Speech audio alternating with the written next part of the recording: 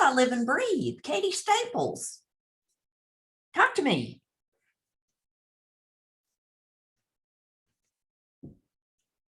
Katie. Hey, sorry, I was finishing a phone call. How are you, Stacy? Awesome. Okay, I'm glad it's just the two of us because I was talking to Jill this morning, Jill Maratzos, and since we can switch to Ignite 2.0 after this month, we were kicking around the idea of you, me, Jill, and Michelle getting together to maybe brainstorm how to do it collaboratively so we're not all having to figure it out. Because it's an hour of instruction and then whatever you want to do. And sometimes it'll be obvious what you need to do. You're filling in contracts. Sometimes you're working on contacts in command. Sometimes you're just making calls. But so collaboration, or would you be down for that?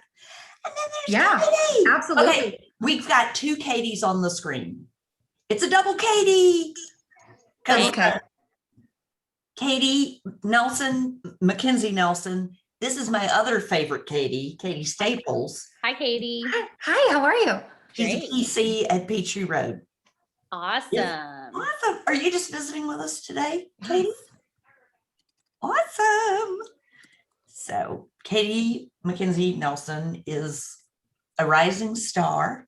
Thank you. All over Love that. All over East Cobb. Katie Staples is pretty hot too. Do you have an area you focus on, Katie? Where there's money. There you go. There you go. So my closings in February were Conyers, Oh, good Lord. Ackworth, Dunwoody. Another one.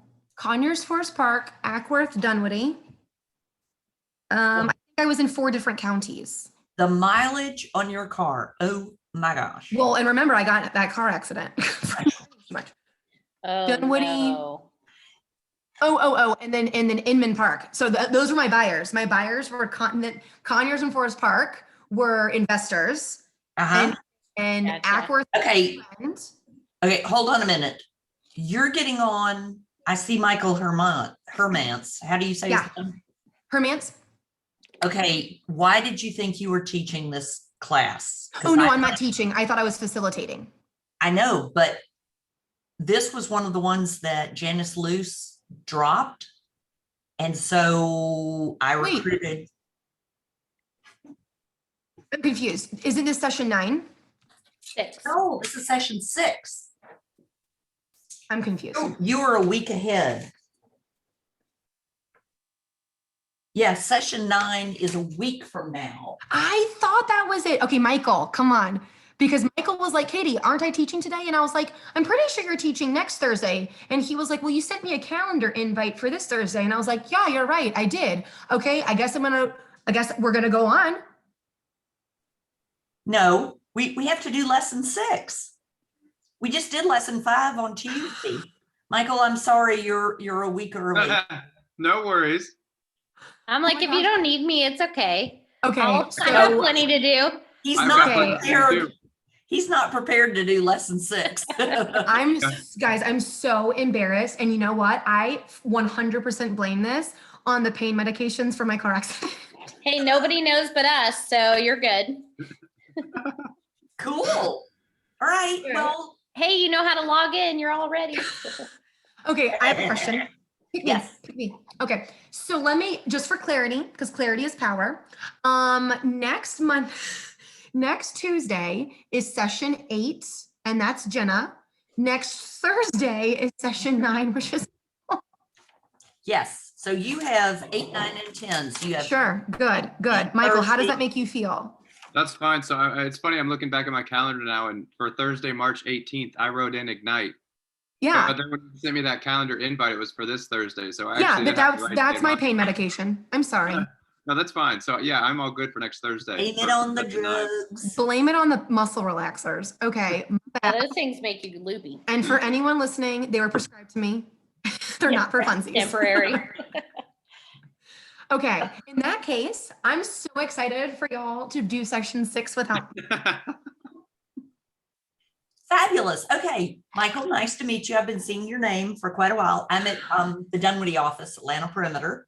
I'm the assistant team leader there. Lovely to meet you as well. Nice to meet you. Okay, so we'll say goodbye to you guys. All right. My bad. Everyone have a Next great Thursday. Okay, no worries. Bye, Stacy. Talk to you later. Bye, Katie. Okay, we'll continue with 2.0. Okay, bye. La la. Okay, Katie, MN, you're on mute, you know. I know. Okay, I didn't know if you were talking to children or something. I was. Okay, and you don't have to talk. I just wanted to ask you one thing. I'm pulling up the student version and I'm gonna have it up and ready in case there's any particular section that you want participation. I have been told these people are nuts about participating. Oh, They thank goodness. like to ask questions. They like to role play. They're very engaged. They do not like for the teacher to do all the talking. So, Phew. which I know suits you absolutely fine. So, if you, in the curriculum, if you feel like having Yeah, some so- read a paragraph, I'll have it and I'll screen share when we come to that, so they'll have it available. Awesome. And as much command as you want to do, coolio. Yeah, I've got the 2 videos pulled up. I've got the Ignite.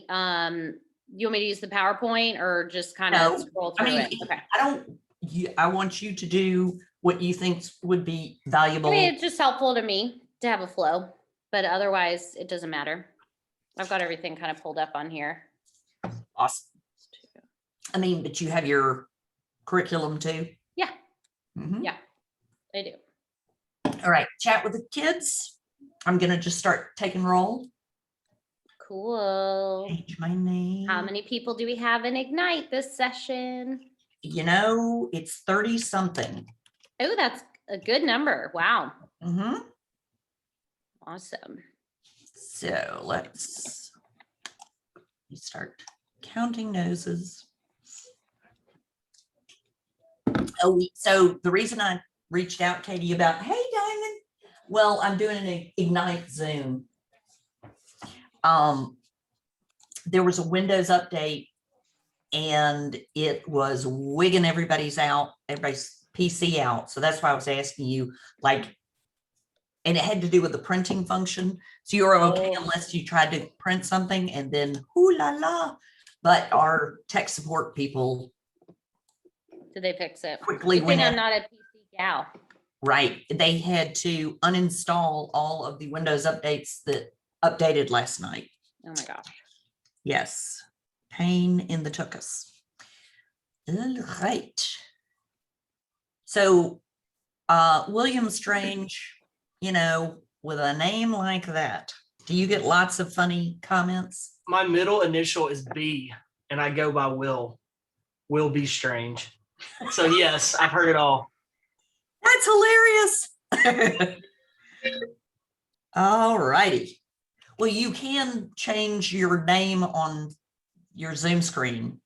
You know, the upper, if you put your cursor in the upper right, the dots, and then Yeah, renaming, you can just put Will Be Strange or just Will Strange. let's go with Will. How about that?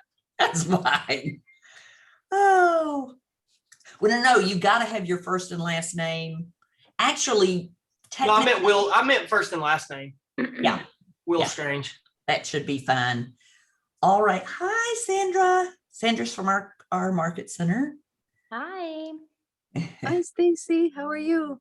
I'm very good. Very good. All righty. Are you teaching us today? No, Katie McKenzie Nelson is. I'm the, what am I doing? Facilitator? Yes, I'm the facilitator. Cool. Yes. Oh, I see Sierra Jenkins is, at least her sofa is on the screen. She's coming. Mhm. They got 4 whole minutes. Yes, that's right.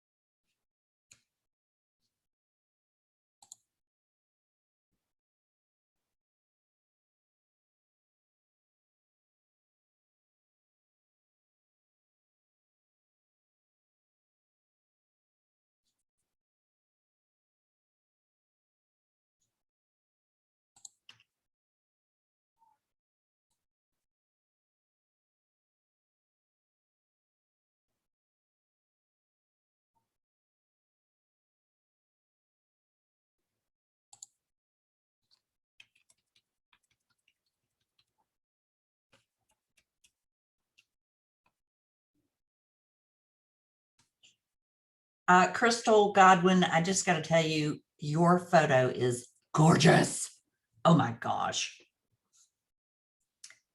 Photo envy.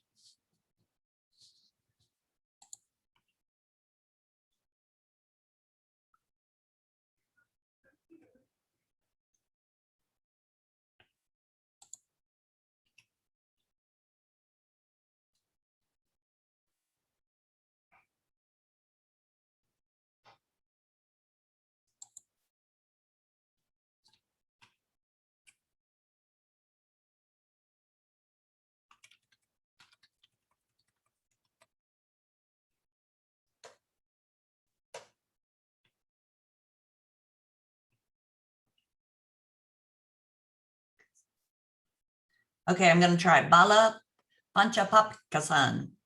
Yes, ma'am. How are you? You got it right first time. I like to pronounce names correctly. I think that's important. But you have a lot of syllables in your last name. Yeah, my dad tried to get all the 26 in, but he couldn't. Oh boy.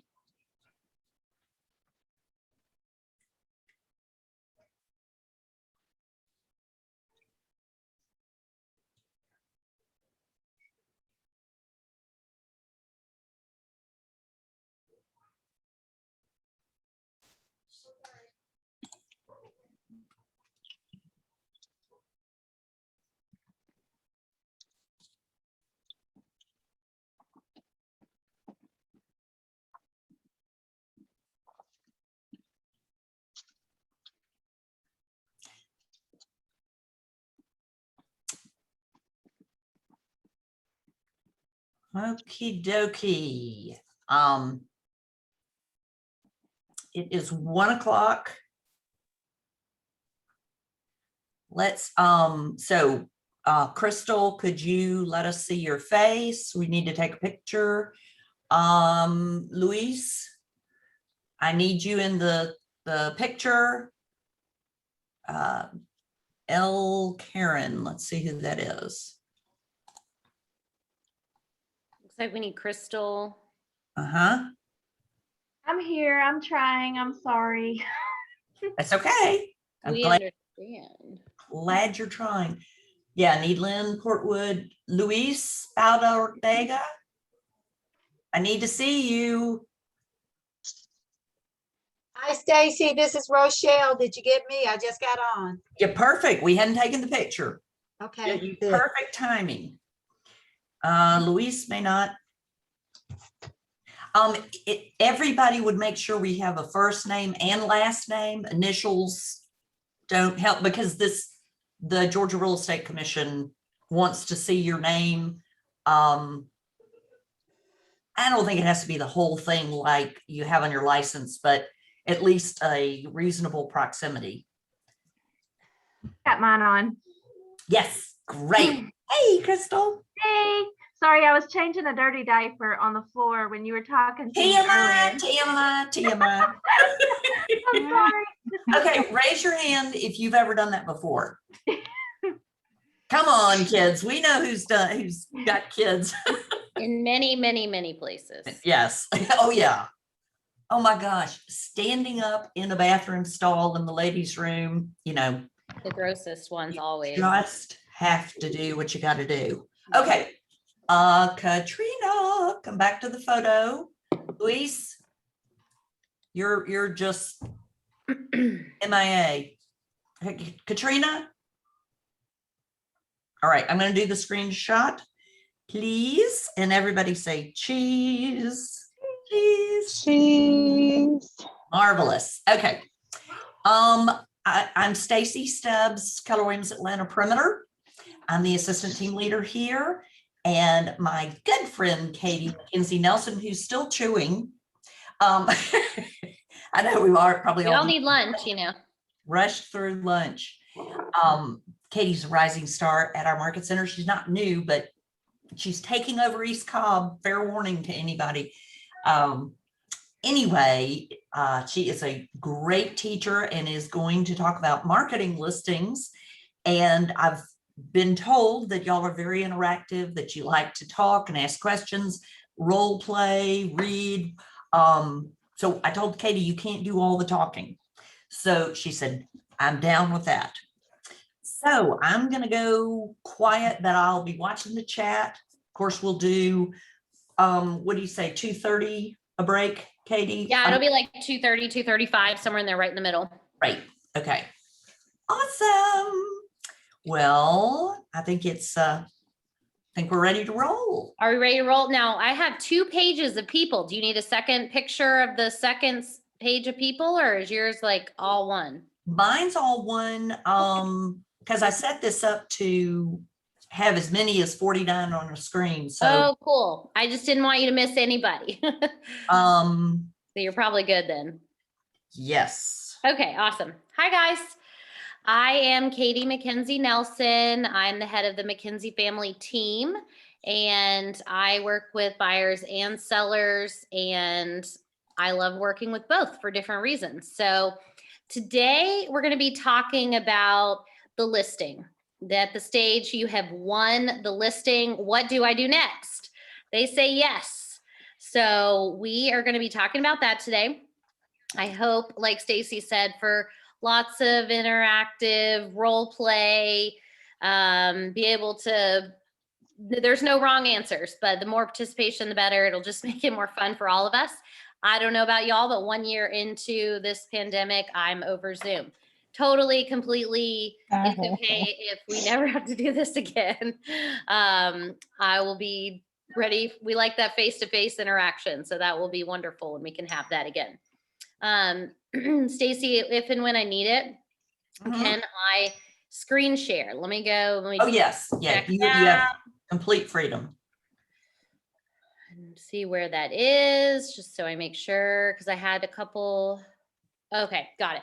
Okay, cool. So what we're gonna do, we'll talk a little bit about what we're gonna cover today. So you guys can pull out your handbooks, tons of great information in there. And I may even have a few of you read a little bit. So we're gonna talk a lot about different techniques, how to stage a listing, how to get it sold. We're gonna talk about one of my favorite things, the 14-point marketing plan that you can basically cut and paste and put right into your listing presentation and then put it into action. So we're going to learn about great service. One of the biggest things that your sellers will expect is service, and they want to feel that they're your only client. So you want to be available and you want to set expectations for how the process will go with them. And, we're, like I said, we've got some videos, we can do some role play, some ideas, just so that we can get those scripts down and feel really confident when we're in front of sellers. So anybody have any wins they want to share from today or from the last couple days? Hi, Katie, Kathy. Hi, Kathy. I just found out I have a listing appointment Sunday. That's so exciting. Yay. So this is going to be a great one for me to watch and listen today. Absolutely.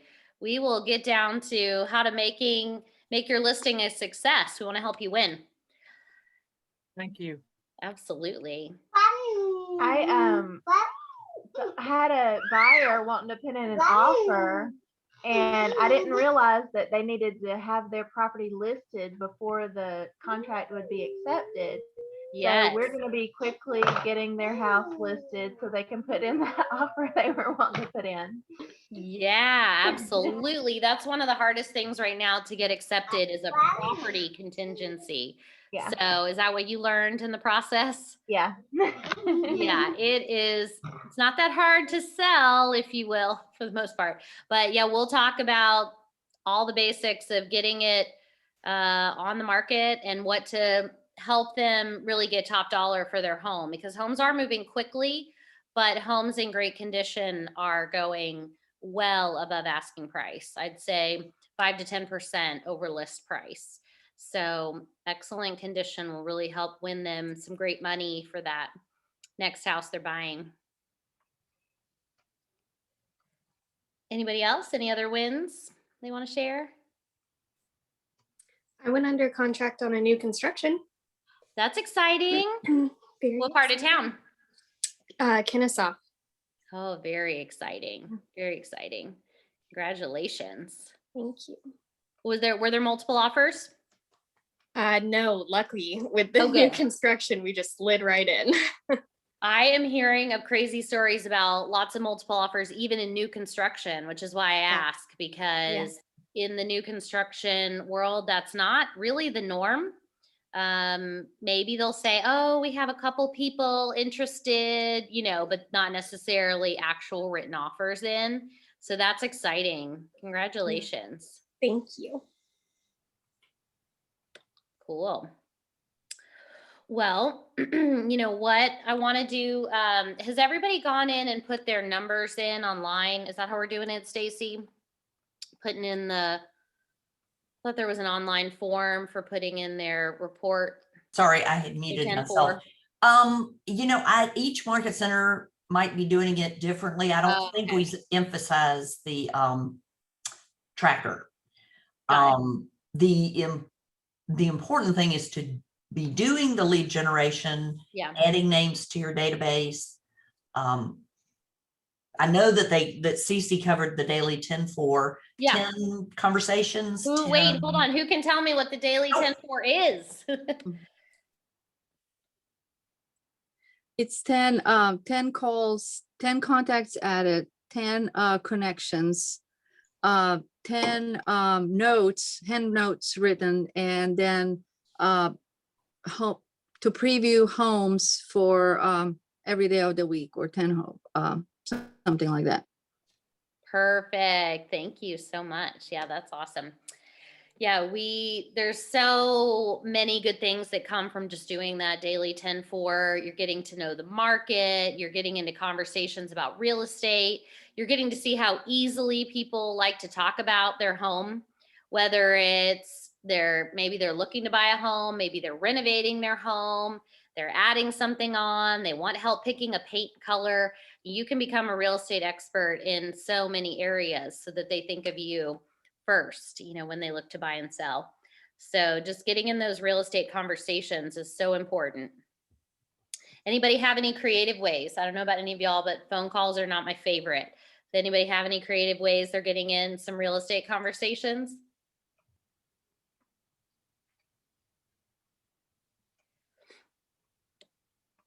Anybody walk their dog and get to know the neighbors that way, or?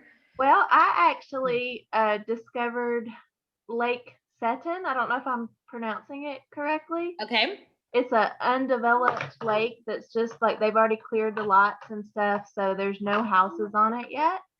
And we went exploring, and so like I put on my Facebook a secret undiscovered, undeveloped lake, and then that way people were curious as to where is this at. They're selling the lots right now, so they were just like conversating with me, like wanting to know more about it. Oh, that's great. Yeah, that's a great way to start talking with people and get some just build some buzz online. I love to do posts where even in my Instagram stories about some feature of a house I really like look at this cool pool, sign me up. Or I love a great coffee bar in a house that maybe you're previewing or showing other buyers, just to kind of draw up interest, lets people know you're working. They might say, where's that house? Tell me more. So those are just some fun ways to get into lead gen and, connecting with people and talking about real estate. So. Katie, I have a question about that. Yeah, go ahead. When you do like a post like that, are you putting this on your personal page, or does this really kind of necessarily need to really go on a professional page? I am absolutely using my personal page. Okay. Yes. I have a business page specifically for Facebook, but not for Instagram. And so I use, most of those are just kind of fun posts just to let people know, look at these cool things. It gives people ideas. It gets them thinking about real estate. So would you do that even if let's say I went previewing some homes yesterday Mhm. You know, I was just taking pictures for myself because I like the bathroom in this one house. But, you know, these homes are not listed, certainly not listed by me, sadly, not yet, by other agents. Would you advertise, if somebody had asked, oh, where's that house? Mhm. Would you The share that? the most important thing is that they're your own photos. Don't Yeah. take photos from, you know, professional photos online, someone else's listing photos, and use them in any Mhm. type of marketing. So but yes, do I take my own pictures of a Yeah. really cute house, cute, cool bathroom? Love this. Oh yeah, totally. I post ideas like that as Okay. well, just to kind of, and that starts some conversations too. Okay, thank you. I think Sandra also wanted to know how obligated are we to reveal who the listing agent is and the brokerage? Are you asking the question, Stacy? Yes, I am. I thought so. I don't know. Sandra, do you know? I don't know. That's what I was asking. I mean, because this was, you know, again, I was just previewing some homes to get the feel for the area, and neither one of these homes was listed by Keller Williams. So, but I just wanted to go and see it. So if somebody asks about that home, what do we say? Because it's not Well, listed. right. And it is fine to, you know, show a picture of a bathroom. The important thing is that we don't confuse the public and pretend like it's our listing. So as long as the people you're engaging in, you know, you can say, hey, I can take you to see it. It's not my listing. You don't have to go further than that. So as long as you're truthful, and when you just say, hey, look at this great bathroom, you're not saying it's your listing, you know. Okay. So just to not be misleading. Okay, thank you. Yeah, That's what I was even you wondering. might say, look at this cool, you know, house I showed to a buyer or something like that. So then it's not, like she said, you're not telling them, you'll trust me, you'll put your name and your brokerage all over it when it's your listing. Exclusively marketed by, and then put your name in there.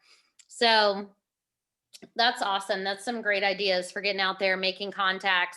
Does everybody have some note cards with them? I've got mine ready to go. Let's write a couple, let's take just a couple minutes, write some thank you note cards. One thing I like to do is write note cards thanking people, even just for little things. You can write them about a real estate conversation. You can write them about, if they send you a referral, I like to put a little Starbucks gift card in there, you know, something like that. So I've got a couple I've been thinking about that I keep meaning to write. So this is perfect timing. So I'll give you all a couple minutes to do that. Grab some note cards. If you don't have any note cards, send a text to somebody and tell them thank you. I have some note cards. Good. And I'm going to show you guys what I did. So these are my note cards. Okay. Do you see them? Oh, These are my cool. little They're hand done. sunflower Oh, that's stickers. awesome. And inside my note card, I have my handwritten note, my That's awesome. my realtor card, and then there's some sunflowers that's just gonna go on the back. Love it. And It's a great spring touch. yeah, It's a great idea for even your neighborhood. damn, this is for the neighborhood today. Perfect. Perfect. Love it. That's a great idea.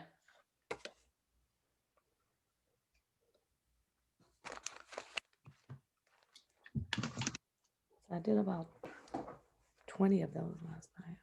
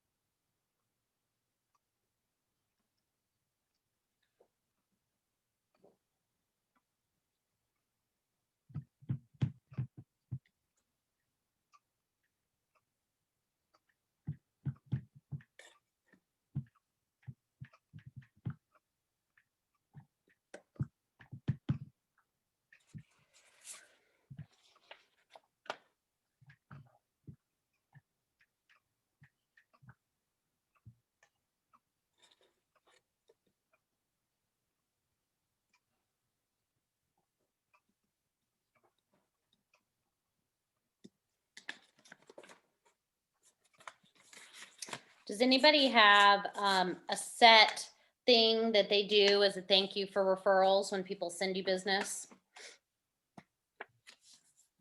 I'll give you some ideas, but I want to hear if, I'm sure you guys have some cool, fresh, new ideas too. We need to get business first. Well, they can send you business even without being your client. Anybody gotten lucky? Maybe a family member or friend? Don't be afraid to ask for the business. Who do you know who's looking to buy, sell, or invest in real estate? Any ideas? I cannot believe this group is so quiet. Well, I got them writing notes. Now they're busy.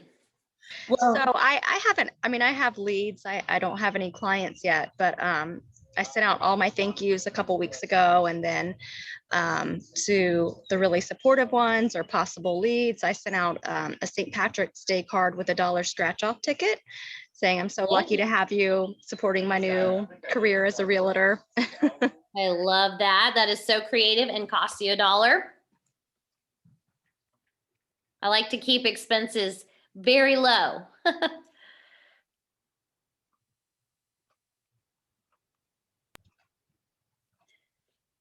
One of my faves is, of course, the Starbucks gift card, the first thank you, for a referral.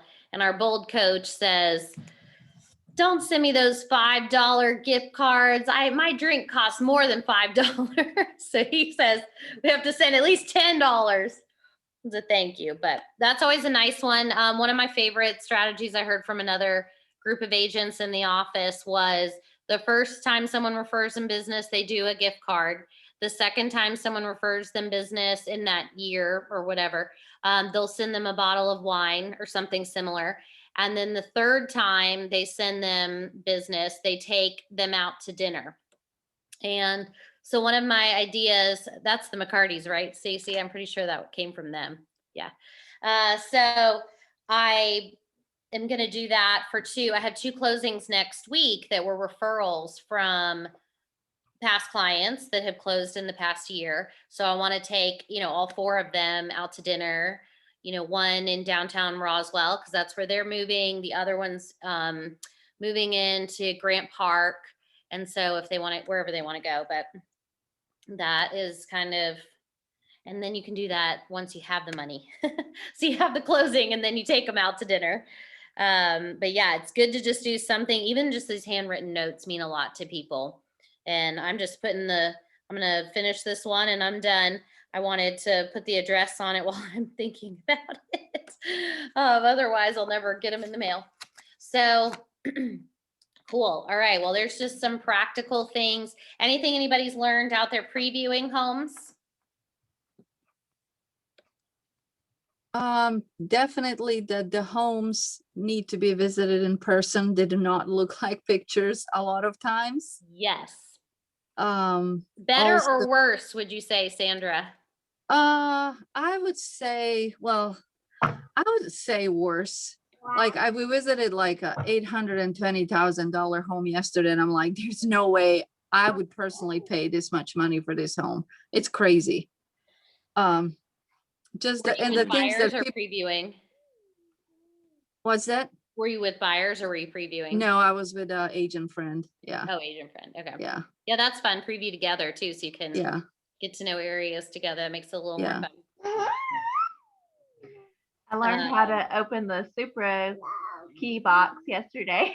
Yes, you learned how to do that? Yeah. Hey, we all have to start somewhere. That is one of the that actually is very tricky. Has anybody ever done the dance where they're trying to get the best Bluetooth connection and holding the lockbox yeah. I did that. I had my first open house. I was so nervous, and I had to do the dance, but it worked. So it eventually connects. The worst is up in the mountains where they really don't have great cell reception. I've been all over the driveway, trying to find different elevations, where can I get this to connect? The worst is when your client is there with you though. So always get there a few minutes early, right? so that you can get that lockbox open before they get there. One thing sometimes I hire, if you will, my children to, if they have to come with me to a showing, I will give them a job. One of them will be the light opener, one of, turn on all the lights. One of them will be in charge of doing the photographs, whatever. I give them, everybody a job so that we have some way that we can help. Yeah, that always makes it a little bit more fun too. So cool. Well, that sounds like some really great ideas, to get out there, making contacts, writing note cards, all great ways to really drum up your business. And most important thing is you're letting people know that you are in real estate. So that's the most important thing about, writing and, having all these phone calls and everything. So perfect. All right. Let's see here. So what we're going to do, we're going to go over, pull up your book here, and we're going to go to page 11. And then Stacy, if you want to put this one up on the screen, you can. It has a nice little funnel talking about, where we are. So I believe you've already gone through how to do the listing presentation, right? We did that before this, hopefully. Anybody want to, yes? Should have been on Monday of this week. Monday of this week. Okay, so Monday of this week, we did the listing presentation. Now we're at the stage right here. Look down at this funnel. We have a listing agreement signed and we're ready to get into action. Okay, so when when we're at this point, the let's see, so you worked really hard to get that business, and now you want to take that 14-point marketing and you want to put it into action. Okay, because you want to under promise a little bit just so you can shine, but you want to give them a very full plan of what you're going to do to attract buyers and help them get the most money for their listing. So, and we're going to talk a little bit about ways that you can generate additional buyers through having a listing, and also some ways that it really pays to, it will advertise for you. Can anybody tell me quickly what a fiduciary is? What your responsibility to the seller is? Scroll down to the next page. Confidentiality, it's a bunch of them. Pretty much the fiduciary is like, I don't want to say like kind of like a servant, but you got to kind of be there for them and kind of take care of every need, not like far as real estate, and you cannot, pretty much you're the guy. You're their guy. You're their advocate. Can't do nothing that's gonna mess up the sale or them buying the home. You pretty much gotta, and you gotta be there for them. Just gotta be there for them when they call. You gotta make sure you get the offers in. Yep. I just took the class like months ago. I should know the little 5 steps to it. I know It's okay. You can go to the page. It's a relationship of trust and confidence between you and that's what I'm trying to say. Right. Yep. I hadn't long passed my test, James. That's the only reason why. It's in there somewhere. Right. I was gonna say, too, I think you have to do everything that's in their best interest. Yes, absolutely. You're looking out for their best interest. You're their advocate. You're responsible. You're responsible for their money. You're responsible for, like you said, presenting offers, doing things in a timely manner, being accessible. So with the seller specifically, on page 12 here, there's 3 critical steps that you're going to follow when you're in a listing relationship. You have an exclusive listing agreement with them, and you want to help them stage the property. You want to market the listing for them, and you want to communicate really well with the sellers. Okay. So let's, Stacy can give us, you can scroll down to the next page right here. Perfect. Okay. So we're going to talk about staging for a minute. So has anyone been in a listing consultation and gotten pushback. Why do I need to stage?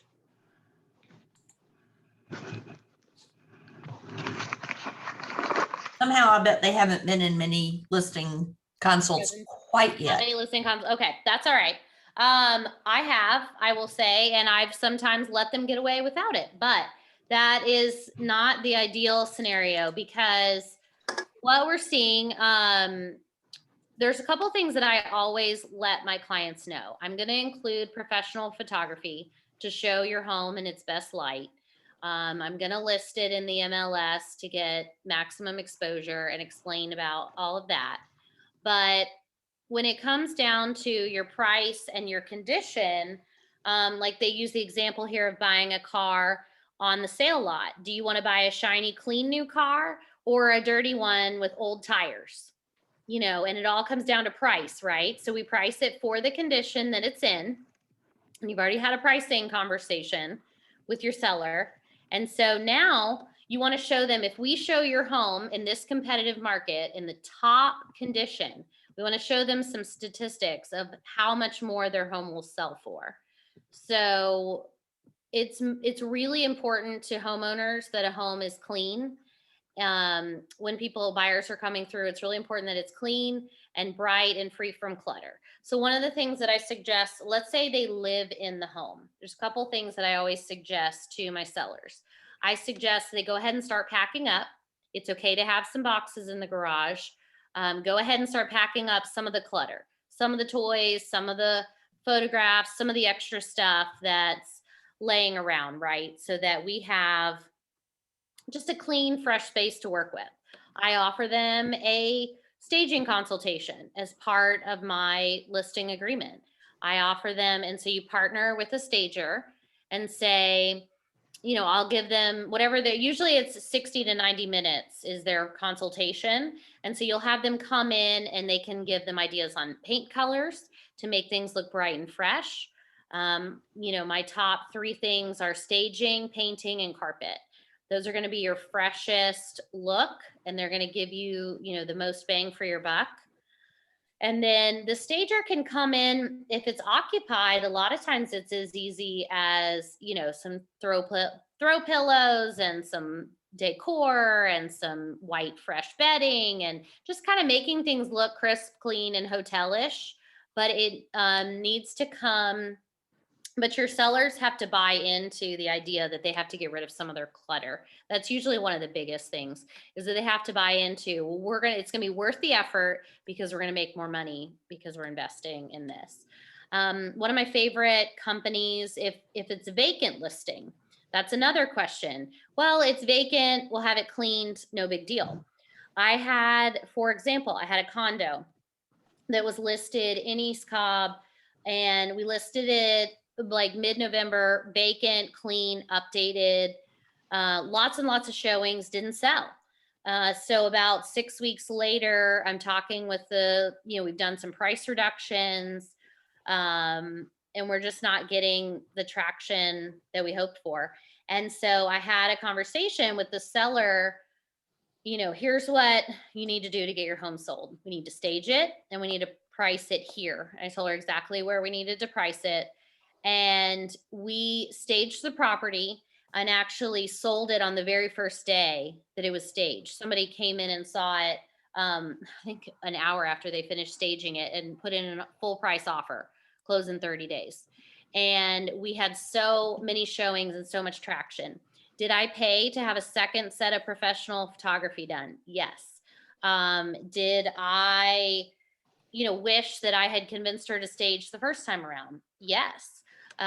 She's one of my examples where I'm like, I kind of she didn't have a lot of money to invest in it, get in the way of, this will really sell your home for top dollar. And so lesson learned, that's something that I'm going to use these before and after photos in listing presentations to show people, here's an updated home. Here's the living room. It had new LVP flooring, new fresh paint, new lighting.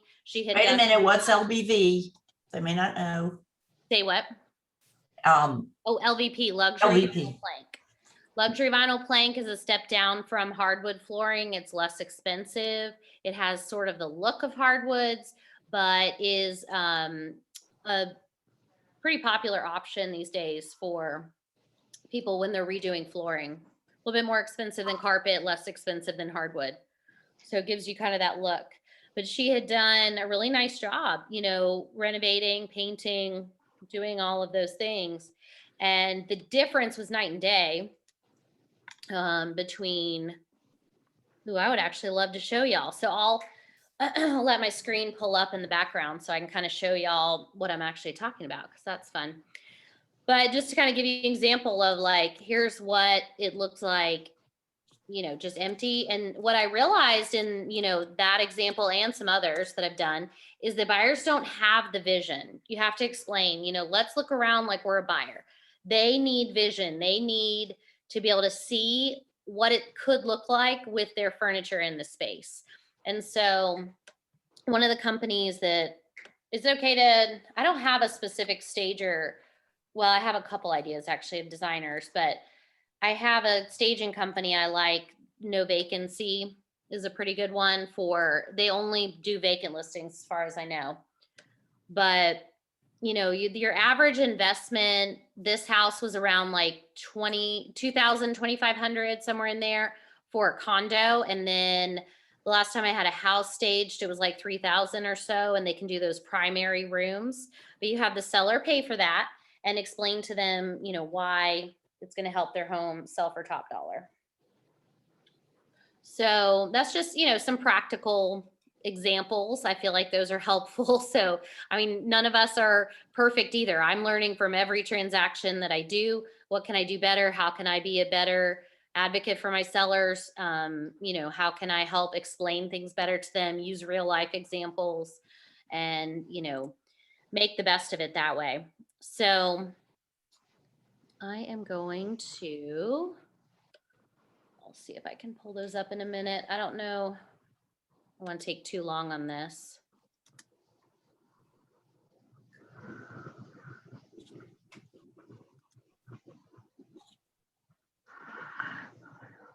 Yeah. Okay. So, anyways, any questions about that? Any questions about, we're, you know, talking about the staging, what people are looking for, having vision.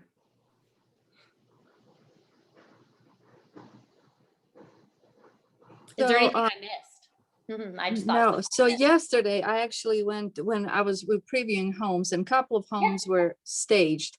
One of the homes I actually helped host an open house last month, and it wasn't selling, and the agents decided to stage it. And once they staged it, it sold within a couple of days with, you know, above asking price. And I could see why, because the layout was kind of weird. So my friend took me back to see that home, and it really made a huge difference having that home staged and giving ideas of what the home would be like, especially for those homes that have layouts that are not traditional per se.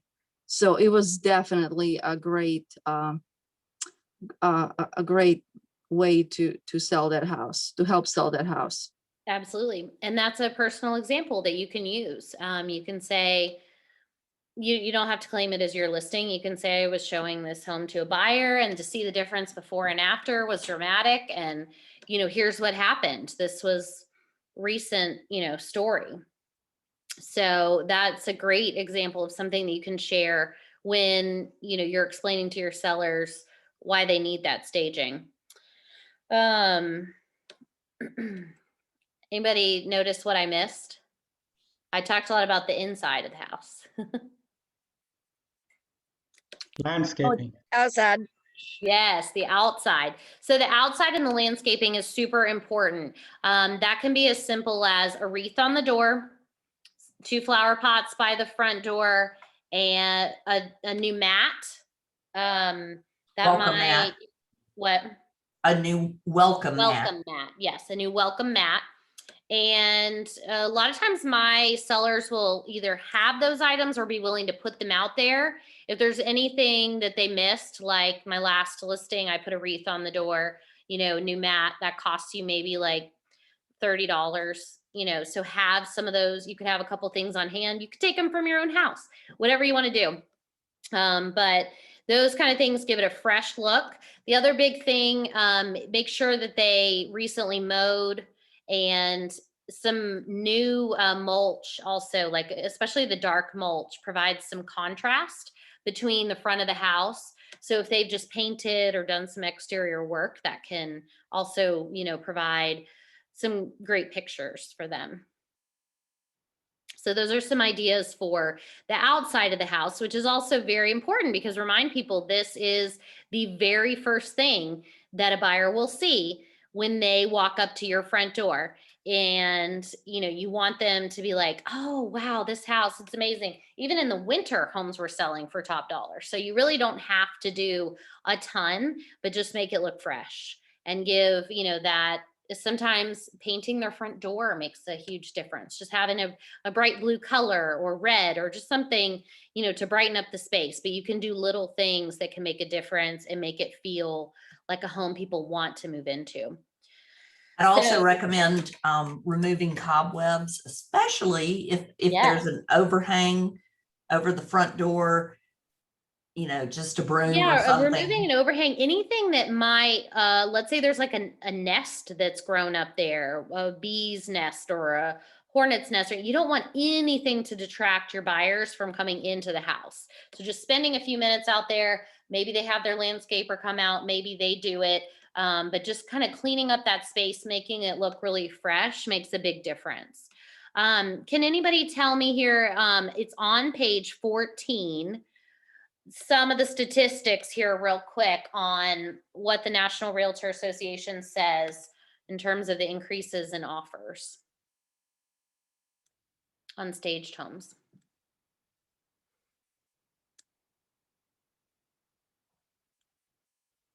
You want me to screen share? Sure. Absolutely.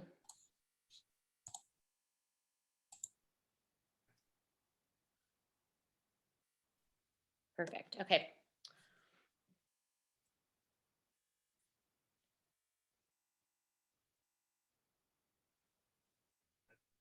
Can anybody share with me these stats?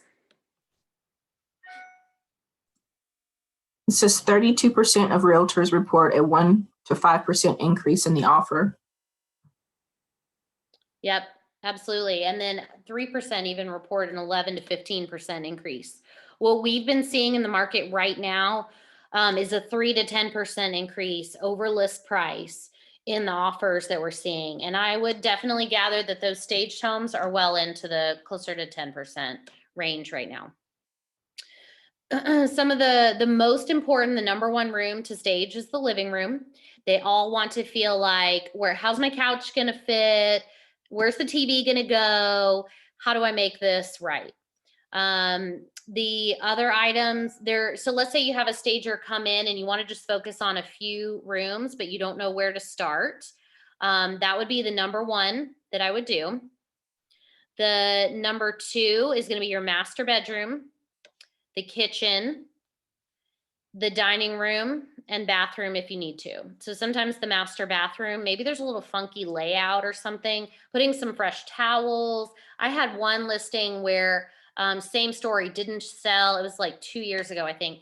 Didn't sell on our initial listing, and the tub was humongous for the space. It took up most of the master bathroom, and it just didn't look right. And the stager put a couple of flowers in there and like a fur throw over the tub, and voila, all of a sudden it kind of all blended together. It was amazing. So there are things like that that make a huge difference and will really help you get that top dollar. So my really top things are, when you walk in the house, you want to be able to see the living room, the kitchen with a few little things, the master bedroom and bath, if I have to narrow it down anymore. So the dining room's a maybe.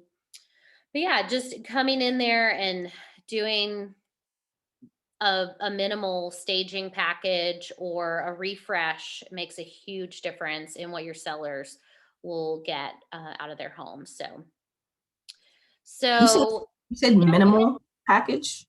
So Say like how detailed, I guess, can it or elaborate can it get? You mean like all the rooms being done is like top notch or? it's not necessary, honestly. It's not necessary to do all of the rooms. If the home is occupied, make sure every room is cleaned up, have them organized, pack a little bit, put some things away, just say, okay, you're gonna do your first stage of packing today and, before, and then have a stager come in and, fresh bedding, great lighting, open up all the blinds, things like that so that you get some really good natural light. Maybe put lamps in a room that has no lighting. But yeah, so yes, you can definitely touch each one of the rooms, but if you're taking a vacant house that has no furniture, those rooms that I mentioned are going to be your top priorities so that people can visualize, most importantly, the living room, the kitchen, and the master bedroom, because those are going to be the spaces that they live in the most. And I'd even go as far as to say the outside as well, like maybe set up some patio furniture and some flower pots, something like that too. But a lot of the staging companies only do interior. Katie, can you talk about closets in terms of Yeah. thinning them out? Anybody else get addicted to the home edit during this? Cassandra's laughing. I see her. She did. Okay, so everyone is obsessed, from what I could tell, with organization these days. And sometimes that's as simple as some baskets or bins in the closets to roll up your towels and, roll up all your clothing. Anyways, but what you want to do with the closet is you want them to be able to open it and you want them to be able to see the space. If they open it and everything falls on them, you're in trouble. Okay. So that's where you really want to have them pack up some stuff if it's too full and just make it look more minimal. And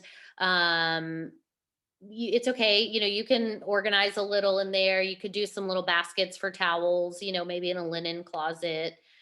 Any other ideas, Stacy, you were thinking of? Is that kind of what you meant? Yes, but also even in your clothing closets, approach your client and let's say, okay, we're going into spring.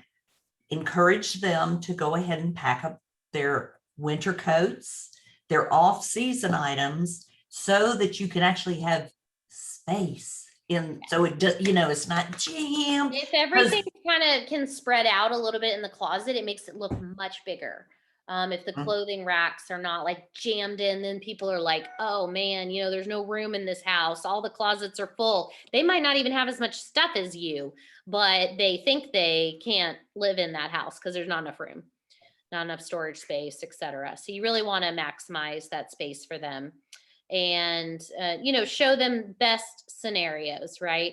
Most of our closets are pretty full. But I like that idea. I have like an extra guest bedroom closet and I move my winter stuff in there so that I can, keep my closet from being overstuffed. But that's one, way that you can really freshen up a space too and make it look much bigger.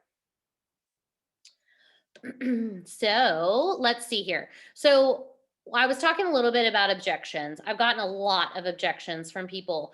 Number one reason you get an objection from a seller is they don't know how much it costs to stage. And number two, they don't believe they'll get more money for it. So showing them the stats on why it is so important, showing them the difference, using your real life examples. Here's a house I listed without staging, updated, etc., in great condition, and it didn't sell. And we staged it and we sold it that day. So those are the kind of things that you can use. You can use my story if you want, until you have your own. But those things will really help convince them that it's very important and, put it back to them. Mr. and Mrs. Seller, you mentioned to me that you would like to sell quickly. I want to help you do that. And here's how we do it. So you can talk to them, they have a list of repairs. What are some objections we might get on repairs that need to be done in a house? What do you think? So they- question before you go to repairs. Yeah. With the staging, when is it okay to actually pay for it yourself? So this is something that some agents do include within their listing package. The thing that I always include is a listing consultation. So I always give them that consultation and pay for that. Once they've signed a listing agreement, I invest in that, hour and a half time with a staging consult, and then say, if you would like, you can hire them to do the work for you. And then, put the ball in their court, give them a couple of options, of different stagers that they could work with in their websites. Give them some options, and you'll get a feel from them in terms of what they're willing to do or invest. There was another example of another, come here. Everybody get to meet my little puppy. Come here, you. Oh goodness, this is a cute one. Oh my gosh, hold on, sit. He is trouble. He's trouble. Yeah. Look at that face. My third What baby. kind of puppy is that? He's a Maltipoo. Oh my gosh. Oh my gosh. He's eating adorable. everything at my feet currently. Savannah, come get your puppy. All right, so this is our real life on Zoom, right? So Since we're showing puppies. I know there's never too many. He's biting me now. I can't do a class and have a puppy biting at my feet, Savannah. Oh goodness. So anyways, back to staging. So does that help answer your question though? It does. Thank you. Yes, okay. So the next thing is a list of repairs. So we're talking about, I usually go through and say, kind of walk through the house with them. That's all part of the staging consultation. Make a list of notes of repairs they could do and have a list of preferred contractors or vendors that they can work with. And you can get a lot of those through your market center. You can also get them on our Facebook Rawls group page. So those are great places to start to get some contractor ideas. If you have a list, it kind of helps them a little bit. Some people don't have a handyman or, somebody who could come clean the carpets or, so you want to kind of make the list manageable for them and listen to what they're saying. The example I was about to give was the couple that I worked with last year. It was about this time last year, and they were not the easiest. They had seen me in the neighborhood. I sold another property. They were difficult. And, in retrospect, I wish I had listened to here's what we're willing to do. We're willing to paint. We're willing to pack up some. We are not going to move any of our furniture. We are not going to do this. We are not going to do that. So they gave me a whole list of no's, right? And I brought my stager in for consultation. She gave them some paint color options, but then she also gave them a whole list of all this kind of furniture that they could put into their house to make it more modern, etc. It didn't go over well.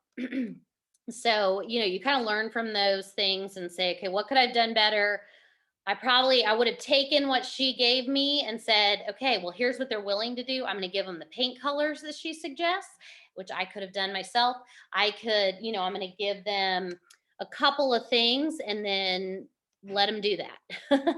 But the market is very hot right now and buyers are very forgiving of things that they have not been forgiving of in the past number of years. I've been in with Atlanta Perimeter now for 7 years.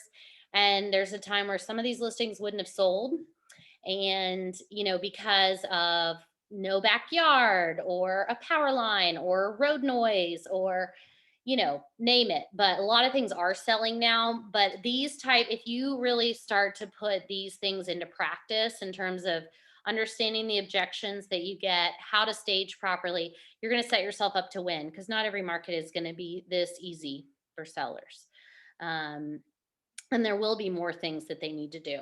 So, and then another thing you can tell them is that you'll be investing in professional photography for them. So a lot of them don't have an idea of how much money it might cost to paint. You might show them, okay, if we let in the natural light, we open up the blinds, we open up the curtains and we paint this room, that's a $200 investment in this room, and it will be dramatically different.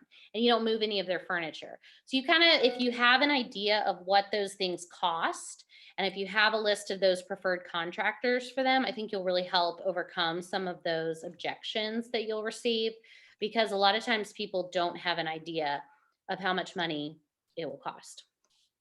Katie, I think this is a perfect time to do a role play. Okay. And maybe you can be the agent. Well, I don't know, however you want to handle it. And Crystal asked, how much value does another functional bathroom add? But that kind of gets to pricing. But you Yes. can So give your are we opinion. talking about, Crystal, are we talking about adding a bathroom that's not existing? Like adding a half or a full bath to a... They have the bones of it. Like I said, we're gonna have to list pretty quickly because I just found out about the thing. They have the bones of it set up. I just didn't know if it was worth it for them to go ahead and add like a quick stall and a quick toilet to be able to list another bathroom. Do they need it to sell? They have 2 bathrooms upstairs, a pool bath, which is a little powder room, and then the only reason I thought maybe they needed it is because they have a walkout basement, and that would be the only basement on that floor. So that would offer like a in-law suite or a team suite or something like that. Okay. I think the main thing I would know in that specific case is that you can't count it as a bedroom in the basement without the bathroom access on that level. So an appraiser will look at that and want a bathroom on the same level as the bedroom for it to count. So I could tell them if you do add that bathroom, you could also add an additional bedroom. Okay. I don't know their specific situation, but if they are in a hurry to sell, that will slow their process down quite a bit, because the contractors and materials are very, very expensive. And my contractors are very, very, very, very busy right now. So my dad is actually a contractor. So my dad is actually a contractor and he can do the work himself. I just didn't know if it was worth him doing it real quick or not. I think I would look at the comps in the neighborhood and I would compare. I would say, this home with this many bedrooms and bathrooms with in the basement sold for this other one sold for this, and present it to your client and let them make a choice. Okay. Because yes, it will take some time. I mean, a matter of weeks at a minimum to do, to get it ready. But there are, like we're working through this staging, it shows you how much work goes into getting a home ready to list as well. Yeah. Is that helpful? Yes. So yeah, let's do a role play. That's a great idea, Stacy. And let's talk a little bit about, let's do this last question here on page 15, which is, why can't we sell the home as is, just like it is right now? Does anybody want to role play the agent? Anybody want to volunteer? Have a few ideas up your sleeve? And then I'll need a buyer too. Hey, y'all, this is great practice, and there is no cannot say anything grading. wrong. Okay, I'll be an agent. It'll probably be terrible, but I'll be. It's great. It's perfect, Sandra. You can't go wrong, because we're all going to have ideas and help each other. So I can be the seller. Oh, okay. Awesome. Who's the seller? Go ahead. I can do it. Maureen. I can't tell. Maureen? Yes. Delana. You said you needed a buyer or sell. Okay, I'll be the seller. Yes. Okay, Maureen. Yeah, you be the seller. So you're the client, and you're wondering, why can't we just sell this home? And then Sandra's going to give you some ideas. Okay. I don't see why this is so important. Well, Maureen, let me tell you something. I just want to tell you that the goal of this is for you to get the most money for your home. And I think the way to do so is to stage it so that it's more appealing to buyers. I have an example of a home that we listed as is, and it did not sell. We had to reduce the price. However, after we staged it, the home sold within a couple of days, and we got more than we were asking for. Isn't that what you want?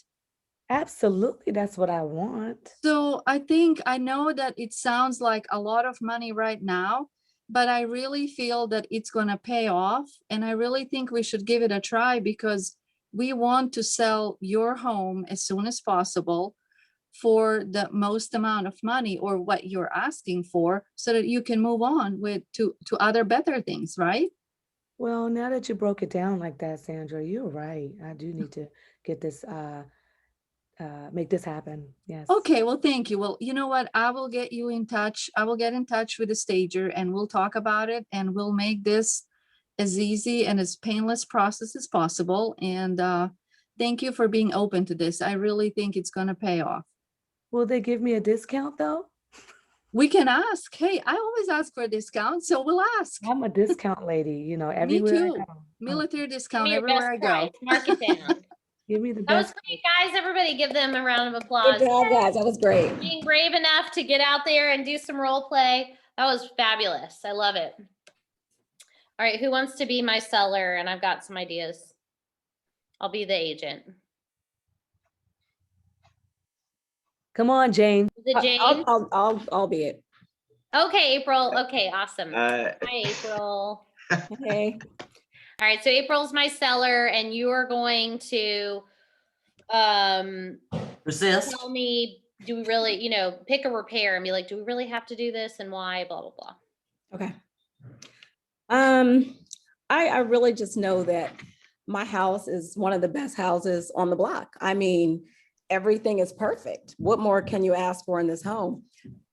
I don't see that I need a new roof. I don't know why anybody would tell me I need a new roof.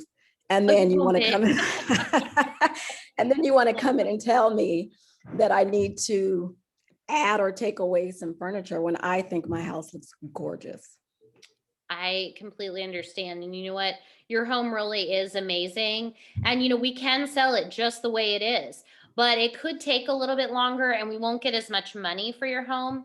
My recommendation is that we go ahead and do this staging, make these minor repairs, and we're going to get the best possible price in the shortest amount of time. In fact, my last listing sold the same day it was staged. And, that's what I want to do for you. What would you like to do? Would you rather make the repair or take longer to sell? Well, perhaps maybe you could give me a couple people that I could call myself and see how much they're going to charge me before I decide and go with the stager. Maybe I can make the repairs myself and then get back to you. Absolutely. I'd be happy to give you a list of my preferred contractors and vendors that I work with. Now, the people on this list are only people that I work with personally and the majority have been in my home doing renovations and repairs. So they're people that I trust their work and they have great prices and great customer service. So, let me give you this list of people. I'm going to send them over to you and I'll let them know you're going to give them a call to get a quote. Does that sound good? As my agent, can't you just set it up? I do that too. Sure. Yeah. Let me set it up for you. I'd be happy to. Does Friday work for you? Well, Friday would be fine, but if you can get it all set up and the price sounds okay, then I guess perhaps. Yeah. I mean, if you know best as my agent that we should be able to get it done. Yeah, absolutely. I'd be happy to set that up for you. And I will let you know. What I typically do is send them some pictures and they'll give me some quotes. I'll let you know if they need to come in person and see the work as well. Okay, well, thank you. Sure. Absolutely. Good job. Thank you. Thank you.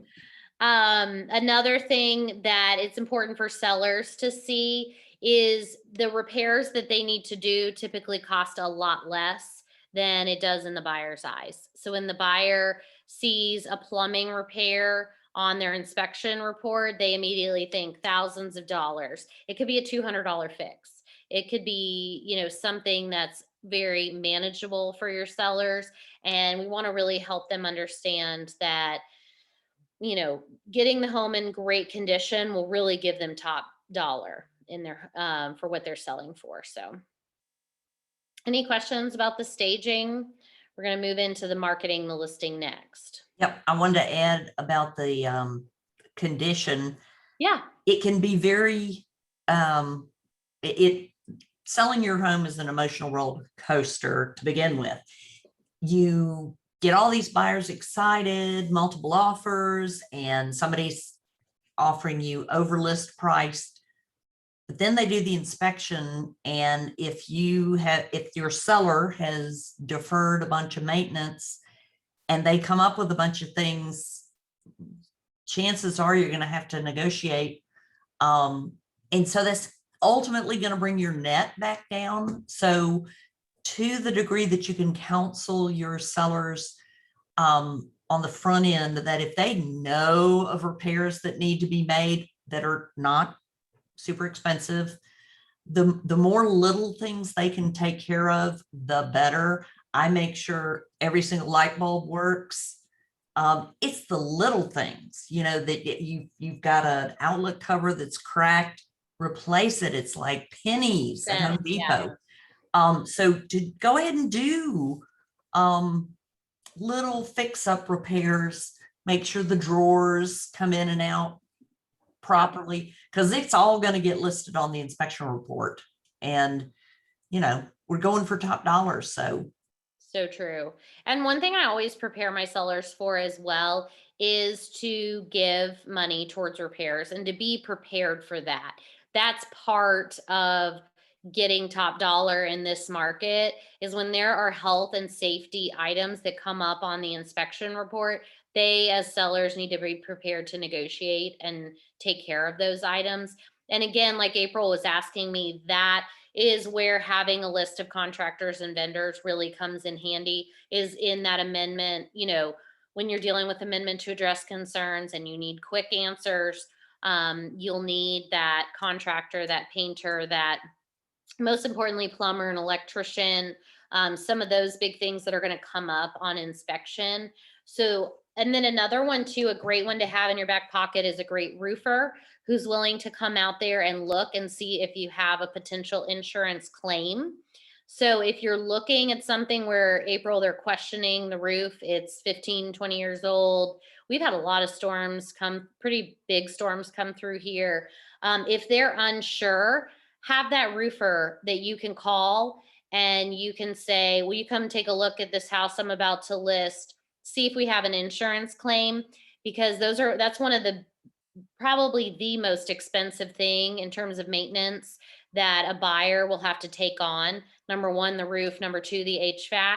So if either one of those you feel like are about to go out, they're really going to get top dollar with something new in those, big dollar item things. So if you have enough time while you're in that listing, staging, prepping phase, I'd get a roofer out there. If they tell you it's like less than 5 years old or no issues, et cetera, I probably won't waste their time. But if it's something where it's over 10 years, or there's any concerns that they have. And again, when you're presenting, like Stacy said, they know this honeydew list, right? They've seen the things that need to be done in their house. And if they could have, if you could have a handyman take care of these top 5 items for $500, would that be worth it to you? They'll probably say yes. Having something just ready to go so that you can explain to them. Buyers are going to be looking at this and immediately estimating a much higher dollar value as to what it's going to cost to fix than you will. So that's something for them to know and really get it into top condition. So we are currently on our PDF here, we're on to market the listing, which is our 14-step marketing plan. So have you guys already seen this? Show of hands. Have we seen the 14, maybe when we were doing the listing? Let's see.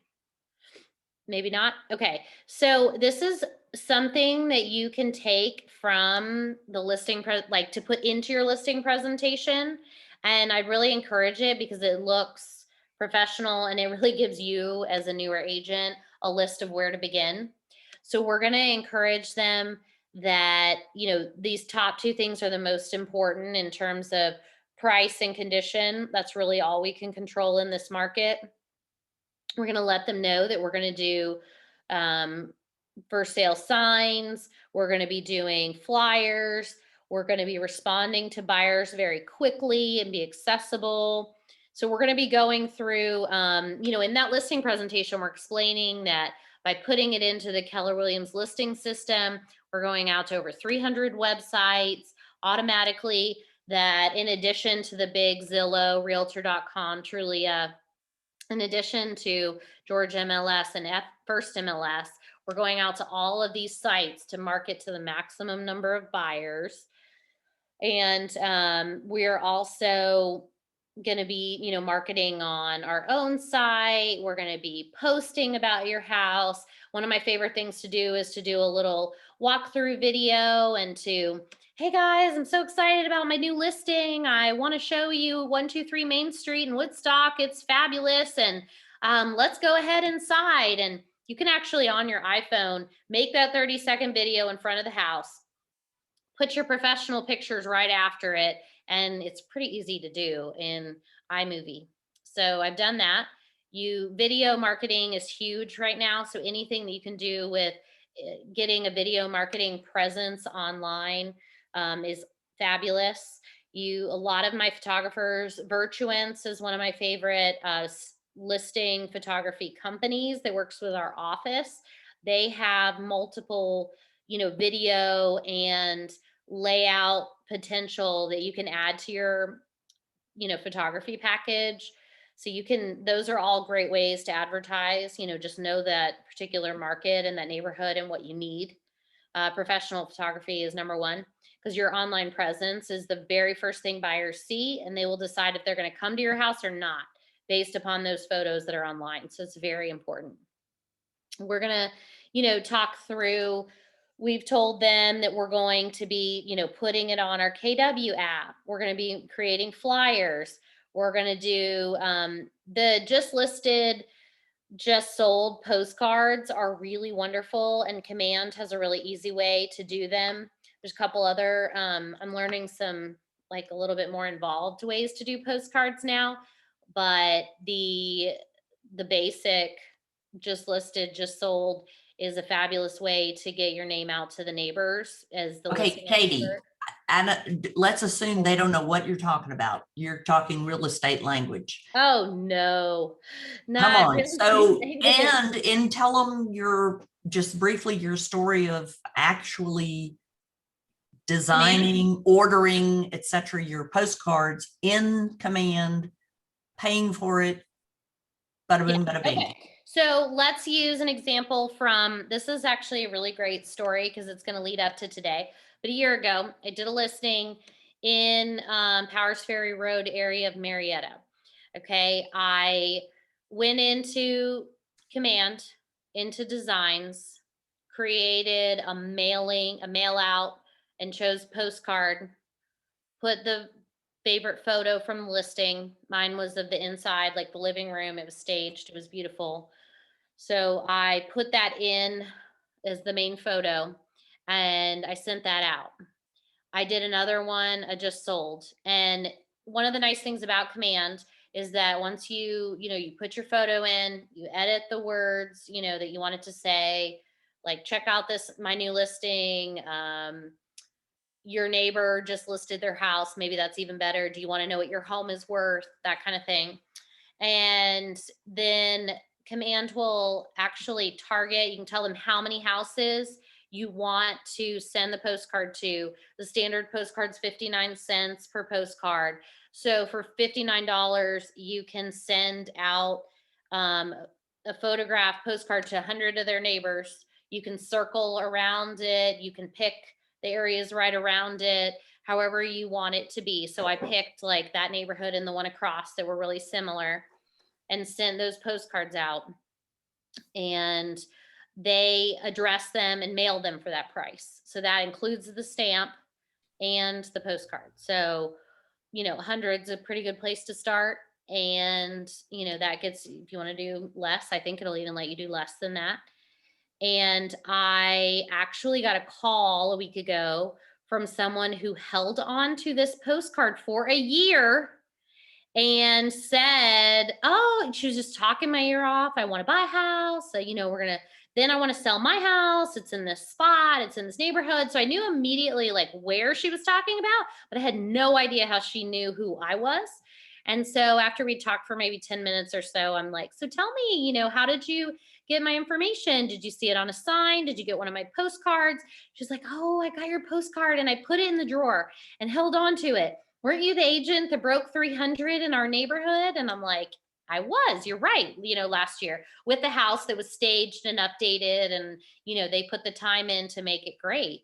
And so she held on to it. I couldn't believe that. I told my assistant after that, like, send all the postcards, just all of them, just all the ones we've talked about doing ever, send all the postcards, because she held on to it for a year. And here I am wondering if there's going to ever be a return from sending, you do have to, if you're really trying to gain market share of a neighborhood, you do have to send that more than 10. I think they even say 17 postcards for people to really get brand recognition. But if you're sending just listed, just sold, or coming soons, any of those postcards can really help, build your brand in that neighborhood. So it's good for you, good advertising for you too, but it makes the seller see that you're going above and beyond, which is the goal, with this 14 point. Go ahead. With the just sold postcards, if you're a buyer's agent, can you send just sold? Because technically you did sell it. So this is a great question. And there's two things that I've been doing, new things that I'm doing with buyers. Stacy will immediately tell me if I'm doing it right or wrong. One thing I'm doing is asking my buyers permission to put my sign in the yard for 10 days after it's sold with a sold sign in the top. So we get rid of the listing agent sign and we put our name in that neighborhood that we sold.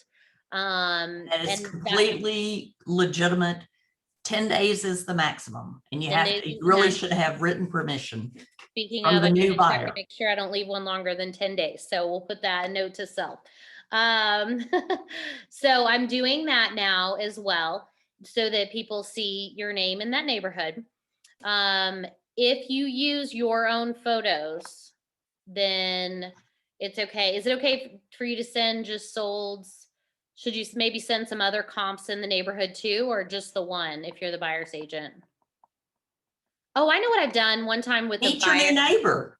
Yeah, new neighbor. That's what I did, actually. I did one this fall where I said, welcome your new neighbor to the neighborhood. They just bought this house. I helped them buy this house, and then took a picture that I took of the exterior of the house and then sent that out to the neighborhood. Right. You can't use anybody else's photography in a mailing, and you can't make it look like you were the listing agent. As long as you avoid that, you're legal. So with meet your new neighbor, like, do you send the neighbor's information, or like that's confusing to me, because the house was already there. Yeah. So it's meet the new neighbor. I didn't put any of their name or contact information. I don't know why they would want that going out. But the idea is that when they're out there walking their dog, or they live right around the little perimeter there, they might drop by and say hello. I had at least 10 neighbors come by the week we moved in, and just say hello, introduce themselves. A couple of them brought, a little treat. Just something to where, you're introducing them as new neighbors. But yeah, it's really just the house that you're marketing, not the actual person. But you can ask them. Some people might be okay with come meet Jim and Sally. I mean, it's their call. That's true. Have a conversation with them before you do any of these things. Put a sign in their yard, send out the postcards for the buyer's agent, any of that stuff. Just talk to them, get their level of comfortability. So I just want to go over something really quick. So you said you can ask the listing agent after it's sold, or are we asking them? No, don't ask the listing agent. I mean, they're not going to want you to advertise in the neighborhood. So that's what I misheard. So I want to know, are we asking the buyer? Can we put the sign in the yard? Yes, ma'am. We are asking the buyer, because once they have possession, that's the key. Once they have possession, you're asking the new homeowner, the buyer, can I have your permission, please, to put a sign in the yard for, 10 days, advertising that it's sold. And that's another way that neighbors will see, oh, look, that house, it finally sold, or wow, it sold fast, one or the other. And then they'll also know, go meet the new neighbors, when they see that type of sign there. Thank you. Yeah, absolutely. And then, I have a quick question. yeah, go ahead. Doesn't the listing agent have the right to leave the sign there for 10 days as well? Or is that only, I guess I'm confused. So I'm going to check FMLS. It may just be 7 days. There is a specific, you must have your sign out of the yard within X number of days. The one, Duffy says they'll take their lockbox and sign within 5 days. But is it possible that there would be 2 signs on one property then, if they had the right to leave their sign and then? I would just take it out and put it on the side of the house and let them know where it is. I see. Okay. Yeah, I mean, if it's an agent, then I say, hey, just want to make sure my clients are moving in. Can you pick up the signs and lockbox? And if it's a company like a Duffy, et cetera, just communicate whatever they've told you. The last one that I just closed with them, they said, we're going to close, we're going to move it within 5 days, but feel free to take the sign down, set it, on the side of the house. I see. And so then that's what we did and put my sign in the yard. So yeah, good advertisement for you. So let's see, we've done flyers, just listed. We're working our way down that list. For those of you who are following along, you can talk to other real estate agents in the neighborhood. When you go to list a property, I have in many cases called the other people who've listed in that neighborhood. Hey, I'm getting ready to list a home in this neighborhood. What was your experience? A lot of them will share it with you. Did you have a lot of showings? Did you get over list price? They can't tell you exactly what they sold for until they close, but they can say, yeah, it was super competitive. We got lots of offers. We went well over, a little over. They can kind of give you an idea. Or buyers in, this neighborhood were really looking for that full bath and in-law suite in the, basement, that kind of thing. You can interview those other agents, and some of them are very, very helpful and really help you better understand that market even before you get on the market. So it's talking to other agents that specialize in those neighborhoods, or letting them know you've got a listing coming soon and you'd love to get their buyers in as quickly as possible. So that would be, you want to kind of look through the FMLS records to see who's sold in there. And then we're going to include the home on any of our, our office will be advertising and allow other agents to see it. I'll be listing it online as a coming soon property within our realtor groups online. So there's a lot of different Facebook groups you can join that are really great for advertising coming soon and new listings, just so agents will see them. You can send out, let me give you some specific examples. So we know hopefully about the Facebook Rawls group page, KW Rawls group, which is your number one. There's a ton of information in there. You can go in there. Hey, I need a contractor for,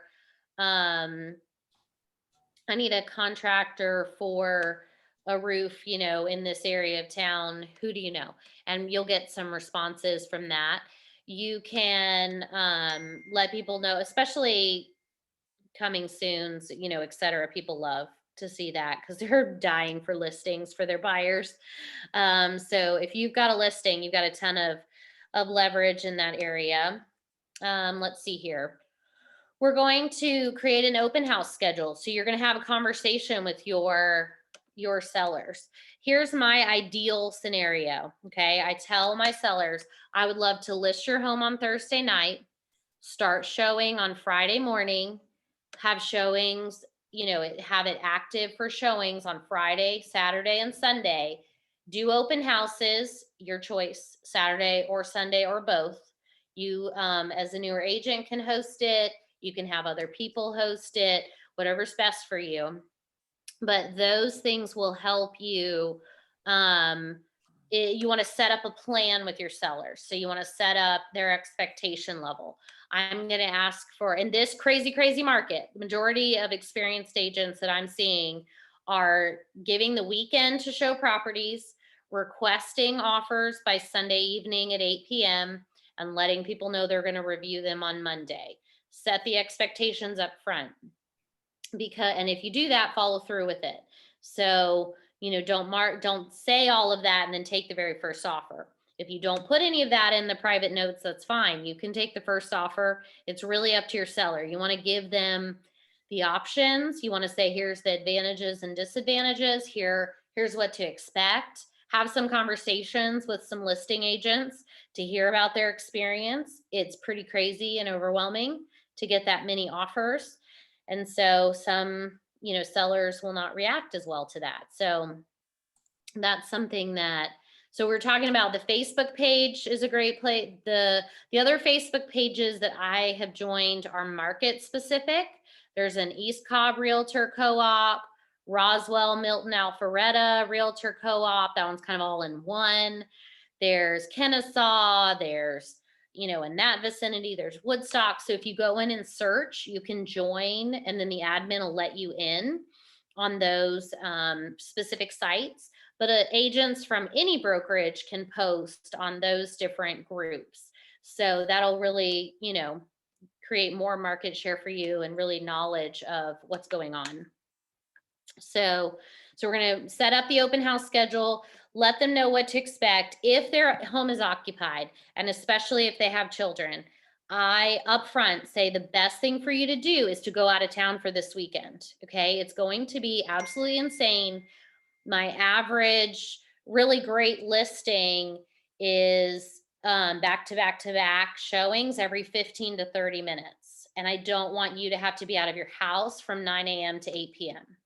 So it'd be ideal if do you have a grandparent, family member, whoever, could you go out of town for this particular weekend? Most of them say, yes, great idea. Let me get out of here. So Friday, Saturday, and Sunday, the schedule is very open. The home is staged and clean and ready for showings. Don't forget some of the tiny little things. Don't forget to put your lockbox out there before showings start. Don't forget to put, you can put your sign in the yard. You can put a coming soon once you have that listing agreement signed. There's a really great thing. I don't know if you've gone through the exclusive seller listing agreement yet, but one of the new changes for this year that's really helpful is the listing agreement date and the on-market date are two different dates. And so that gives you the ability to take a coming soon, help somebody get a property ready, stage it, paint it, freshen it up, photograph it, and then list it. Because that is not a 2-day process. That is definitely takes longer, a couple weeks usually to get a house ready. So that's just some, practical advice, which I know I personally appreciate. Hey, Katie, Go ahead. we're coming up on 2:30, and I want to talk more about open houses. I don't know if that was part of your plan, and so maybe we could start back with that after break. Yeah, absolutely. I was thinking we would do open houses and talk about why listings bring you leverage too. Oh, of course. Of course. So quick question, guys, before we get off and go to break. So far as the listing, after you do a walkthrough and you do a staging with that client, is that the time that you can put up your sign to coming soon? Is that okay? That's what I would do. Absolutely. I would go ahead. I like to combine as many trips as possible. You can put the lockbox there and leave it on the inside of their door. And then the day that they're ready to start showing, they can set it outside. You can put that sign in the yard. Multitask there, put everything into one. So once I have the listing agreement and we've kind of went through everything and the house is being decluttered and all that good stuff, I can place the sign then. The next step will be to list it in FMLS and all that good stuff as far as marketing it, right? Yes, if you want to, you can list it as a coming soon. There are pluses and minuses to that. I would put, yes. I know. I would put coming soon, yes. Yes, I like Absolutely. coming soon. Some of the Me other too. agents, I've been reading some different posts on the Rawls group page. Some agents don't like coming soons. I love them as a working with a lot of buyers. I'm constantly looking for coming soons. So I love seeing what's coming in the market and preparing my buyers, clearing Right. our schedule, setting up time, you know, to get them in to see it quickly. This is And great. we, there's a difference if you want to put it in FMLS and use the coming soon status, you can only use it for 21 days. Oh, okay. So you gotta know if you're going to be ready in 21 days. Yes, Got it. Got it. Yeah, you put the on-market date in FMLS too. So you'll put exactly what day it's going to go live. And I've had other agents be like, I didn't know it was going to go, you know, it was on hold. Why did it go back live, et cetera? All right. So my best bet is just to go ahead and put the coming soon sign in there. I don't need to hit the FMLS just yet, but when, I guess I'm so confused right now, the listing part, when it's time for me to put it up, Yes. right? That sign is still in the yard, right? Yes. So when I'm putting it up, there's only 21 days. Oh, okay, right? Stacy, are we? No, no. When you put it on MLS, she's saying as a coming soon status. It'll Right. go No, move into no, active. I'm confusing myself then. So what I'm saying is, I put the sign in the yard as a coming soon, right? What's my next step? Work We'll with get the house seller. ready. Yeah, get Correct. the house ready.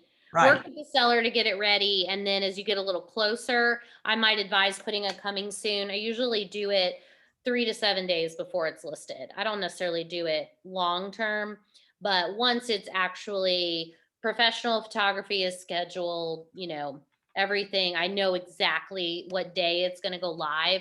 Then Then take that off and put for sale. What would I oh, put? take the rider off. Yes. Okay. Take the coming soon rider off. Absolutely. And you can put the open house rider on top. That'd probably be the best thing to do. Open house Sunday, 2 to 4 or whatever. Got it.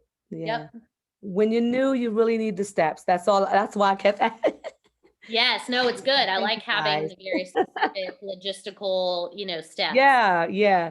Me Okay. too. Okay. I think that way as well. Kaylee, Yeah. what is is Supra necessary? Like how prevalent is Supra The versus Bluetooth the lockbox, the combination? super Yes. lockbox, Mhm. 100% you have to have it. Oh, okay. Yes. All agents, because what you want is agents to have access to your home and nobody else. So if you put a contractor lockbox on there, as soon as somebody has that code, they can go back in there anytime they want. And so if you have a Bluetooth lockbox, then it has to be the agent opening up their phone, doing, you know, Bluetooth access, and you get notified every single time somebody opens that lockbox. Okay. It's a security thing. It's a security thing. Okay. All right, cool, Thank guys. Let's you. take a 10-minute break here and then. Wait, gotta take a picture. Oh, take a picture. Okay. Usually we get 15 minutes. We can do 15. That's fine with me too. Okay, hold one sec. Cheese. All right. Okay, give me 1 second, please.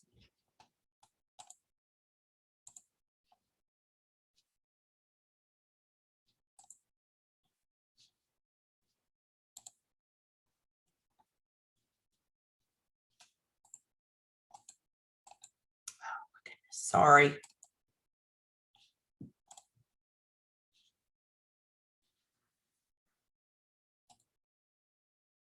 Apologize if something screwed up on my Is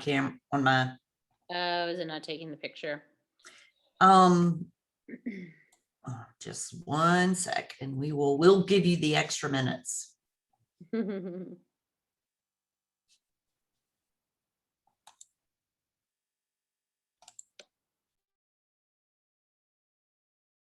Okay. So it's 2:35. We'll be back at 2:50. Okay. Yep. Sounds perfect. Great.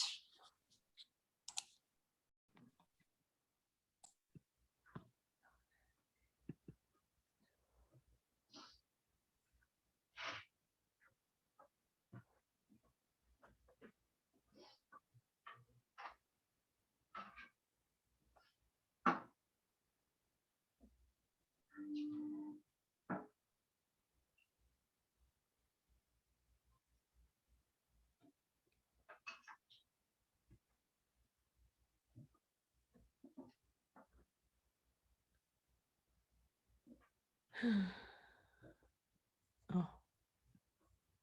just writing my notes.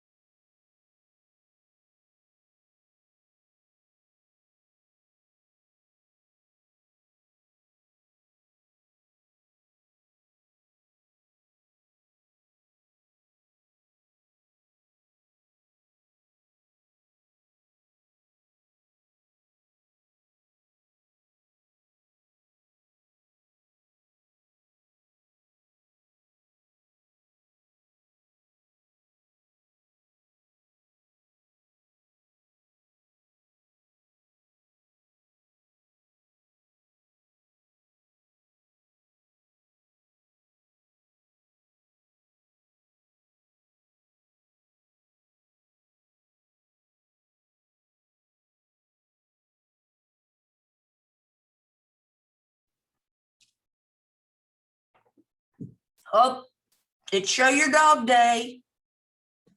Is it Kiersey or Kersey? Kiersey. Kiersey, who is your friend? This is Savannah. She looks very sweet. She's super sleepy. Does pollen affect her? It does actually. Yeah, she's got terrible allergies. I rescued her through COVID. I decided she had to come home with me. We fostered and failed. Yeah. I love that. Fostered and failed. Oh goodness. That's Here's okay. my Now puppy. somebody else had their dog. That was Pippin. This is Pippin. Oh, there's okay. Thank Pippin, you. turn your head around. Oh no, she only has eyes for you. Oh, he's adorable. He's our therapy dog. Oh. You need the therapy, Sandra? Is that it? We don't need a therapy. Our idea was to train him to be a therapy dog, but he is simply too friendly for that. So he gives us hugs and he gives us therapy when we need it. There you go. When you have a heartache. Canine therapy. That's right. Yeah. Okay, Yes. kids, it is 2:52. Need to take pictures. Thank you, Melissa. Mike Woodside, come to the party. Delana, camera. There she is. Uh-oh. And it's Delana. Oh, Delana, I'm sorry. I see the inside of a vehicle. Does this mean you're on the move? I lost Delana. No, can't hear you. Whoops. I'm getting out to go into the house. Okay. So give me one moment. Okay. Backgrounds and filters. Hey, We'll Lauren just do this. Reed, I love your logo. Your very classy. Did somebody design that for you? Oh, I've realized that I'm on mute. Yeah, thank you so much. Yeah, it's really sharp looking. Oh, thank you so much. Yeah. It took a lot. All right. It looks like everybody's here and we are gonna say cheese pizza. Jasmine's rearranging. Hold on, let's do that again. She's on the move. Hold on. Cheese. Perfecto. Katie. Anybody else got their afternoon coffee ready? We need a little. There we go. Crystal, Bala. All right, we got our tea, coffee or tea, whatever we need to get us moving forward. So we are going to come right back where we left off. Talk a little bit about open houses. Open houses are a fabulous way for you to meet new buyers. So one thing I'd suggest to new agents is to volunteer to host open houses. Just like previewing listings, it's a great way to get to know the market. And hopefully you'll get at least one buyer who's unrepresented who comes to that open house. So you have somebody who you know is interested. I'm hosting one next weekend. Awesome. What part of town? Mableton. Awesome. Anybody else hosting one? I'm hosting Not yet? one next Saturday, not this coming Saturday, but the next. Perfect. Planning ahead. Planning ahead will give you some time.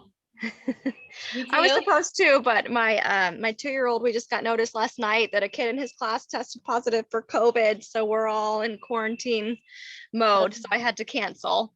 Bummer. Yeah. Bummer.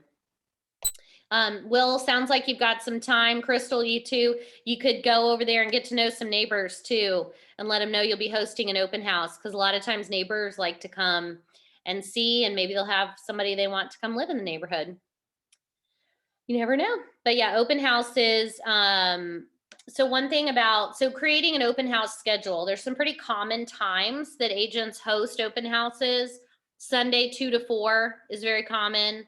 Saturday 2 to 4 is very common. The longest I've ever seen is 4 hours, like 1 to 5.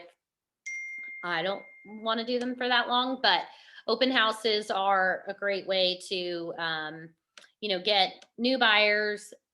honestly, they aren't really what sell the listings, but it's a But great. also, when the nosy neighbors want to come, whether you're door knocking and inviting them, or they actually show up to your open house, they may be thinking about selling in the near future. So wear both of your hats, your buyer's agent and your seller's agent, whenever you're talking to neighbors. Be really be very friendly to the friendly. neighbors. Be very friendly with neighbors, because you never know their motivation for coming. Just like Stacy said, they may be trying to determine, are you the expert who should sell their house next? After this one, they're kind of watching. They're saying, what did she do to get this one ready? How does it look? How does it compare? How did she price it? How quickly does it sell? So those postcards, that's why I suggest that also, because that kind of gets people that information too, and lets them know a little bit about that you're becoming the market expert there. I do have a question. I don't have business cards yet. Is there a place I can get some real quick before next weekend for the open house? Your market center should order the first set for you, right? Well, yes, but don't get hung up. Don't let business cards stand in your way. It's just as good to have flyers about either yourself or the listing with your contact information on it. I was going to say, create a flyer that you're hosting. You probably need to name who's also the listing agent, but then you can state like hosted by, and you can put that information, your website or your cell phone. I don't find that people are using business cards as much. Mostly it's like they get tossed. Yeah, they get lost. So quick, easy access. They'll add your number, that kind of thing in the phone. Okay, so just a flyer will work. Yeah, absolutely. Okay, thank you. And another thing that one of my original team leaders taught us too was to have a local phone number. Brad was big on a local phone number. So if you need to go into Google Voice and create a local number, because you came from another place, that will also help establish you as a local expert. Is 470 local? Yes. Okay. Something that I was thinking about when I host the open house is like get like 2 cups, one with sanitized pens and the other one's for them to drop the used pens in with like a plastic clipboard and a piece of paper you can sanitize and probably get that information so you can put them in your database. I think that's a great idea. For the nosy neighbors. Yeah, any COVID measures, take extra masks, like paper ones, take hand sanitizer, pens, show people that you're sanitizing things, just make them feel so much more comfortable. Encourage them to like maybe give a little space as you go from room to room, that kind of thing, so they can just, feel comfortable checking out the house. Cool. So yeah, were there any other also questions? as far as go ahead. Yeah, as far as business cards, you can create a V card, and so that you can just send it to someone via text and they can save your contact. That's an excellent idea. Delana, you want to be the one to show us that? Does anybody need that? Like to go in, you go into your contacts, put yourself in there. This is the way I know to do it. It's probably not the right way. You can No, that's the way that I did it. Yeah, go ahead. Tell me how you did it. James is holding I up. just went to contacts and created my own contact. So, but James, if you have it to show, you can walk everyone through. I did too. That's what I was saying. I created my contact. I did the same thing. My business this is my business picture, right? And my contact info, and then you can share it with them. Yep. Just put everything, my credentials or whatever. Yeah. So not having business cards never should hold you back. Nope. And you really want to get in their phone anyway. Yes, you do. Because that's where they're really going to be able to. So then when you call them, your name pops up and you're not a UFO. Yeah. Or just put in Katie Realtor. I mean, whatever, so they can search and find you too. Have them tag it so they can find, what they're looking for. Absolutely. let's see. So open houses, I love all the ideas. I think there's a lot of ways to really get into the neighborhood with flyers, with the signs. You can go to the FMLS store if you have not. That's where you can get everything you need. You can get a sign, you can get a post, you can get the riders that go up on top, like either like the square ones or the squiggly ones that say coming soon, sold, under contract, etc. You can update those throughout the phase. You can get open house things. You can get the little baskets for the booties. There's so many things on their website. The current thing that they are doing is you go online, place your order, and they put it outside the door in a bag with your name on it. So you just pay for everything online. It's not currently open inside the store, but that is the other thing you can do. When I first got my signs, because you want like a really easy way to get signs, right, is to get a sign from my office. We had, pretty nice red and white KW signs, yard signs. And then I went to the MLS store and they would put the name in like white sticker, basically. They'd put the name and the phone number on there to personalize it.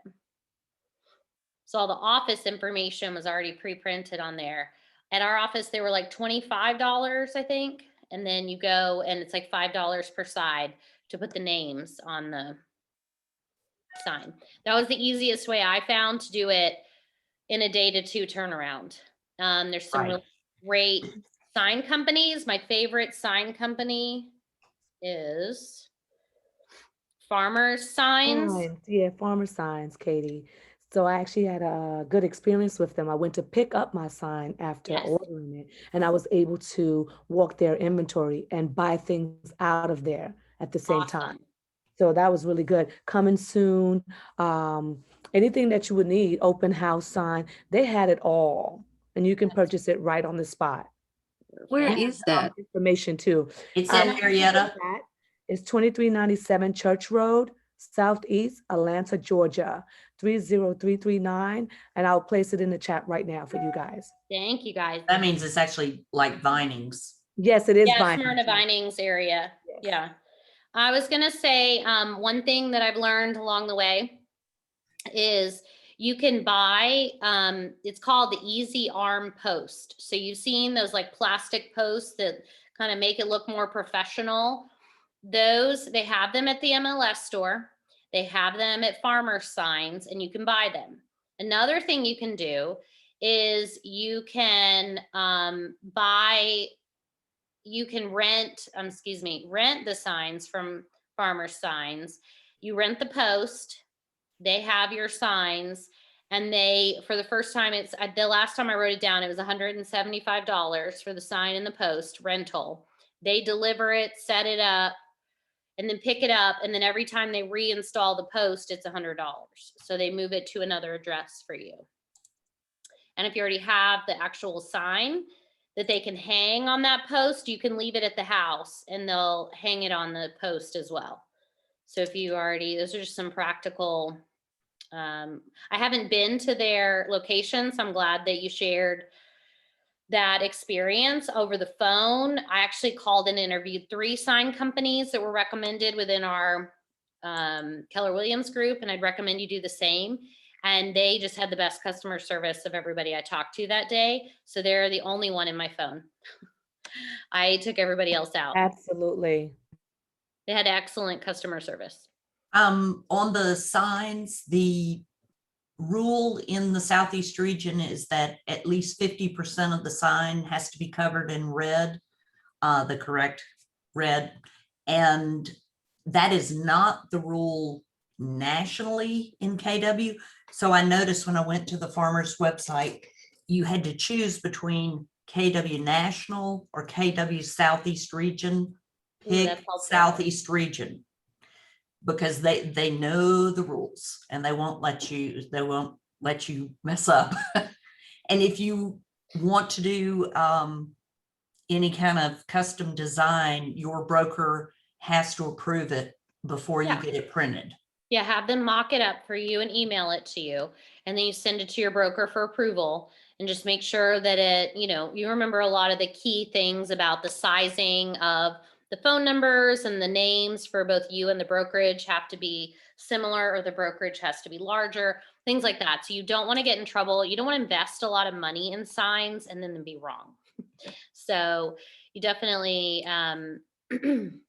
my personal advice is to get just what you need, because you're right now you're building up your business. So as you have, having these resources in your phone or a list of, okay, when I get that listing, I know what to do, will make you feel a lot more confident and will help you move quickly. But again, you've got your broker, you've got other agents, you've got the Facebook group, you got a lot of people you can reach out to and get answers pretty quickly. Most listings though take a couple weeks to get them prepped and ready, so you have time to get a sign and time to get a lockbox. Any questions?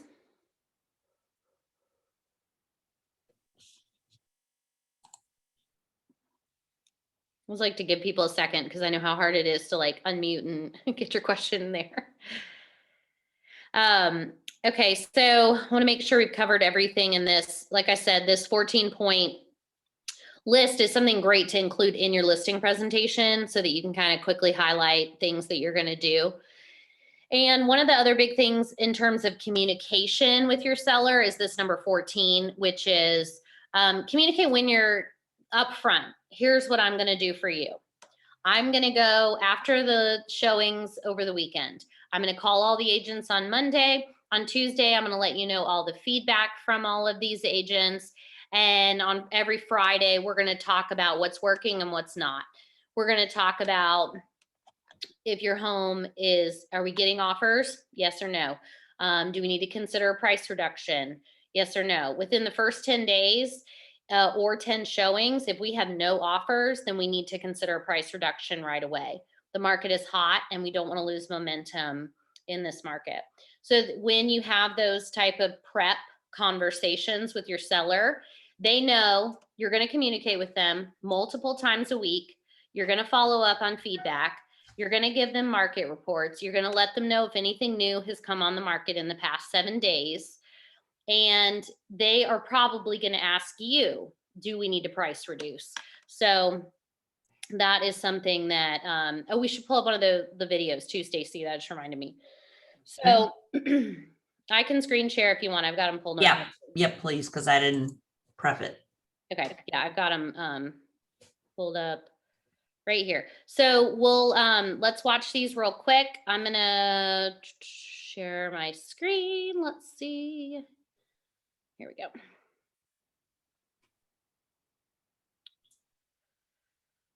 Okay, so this is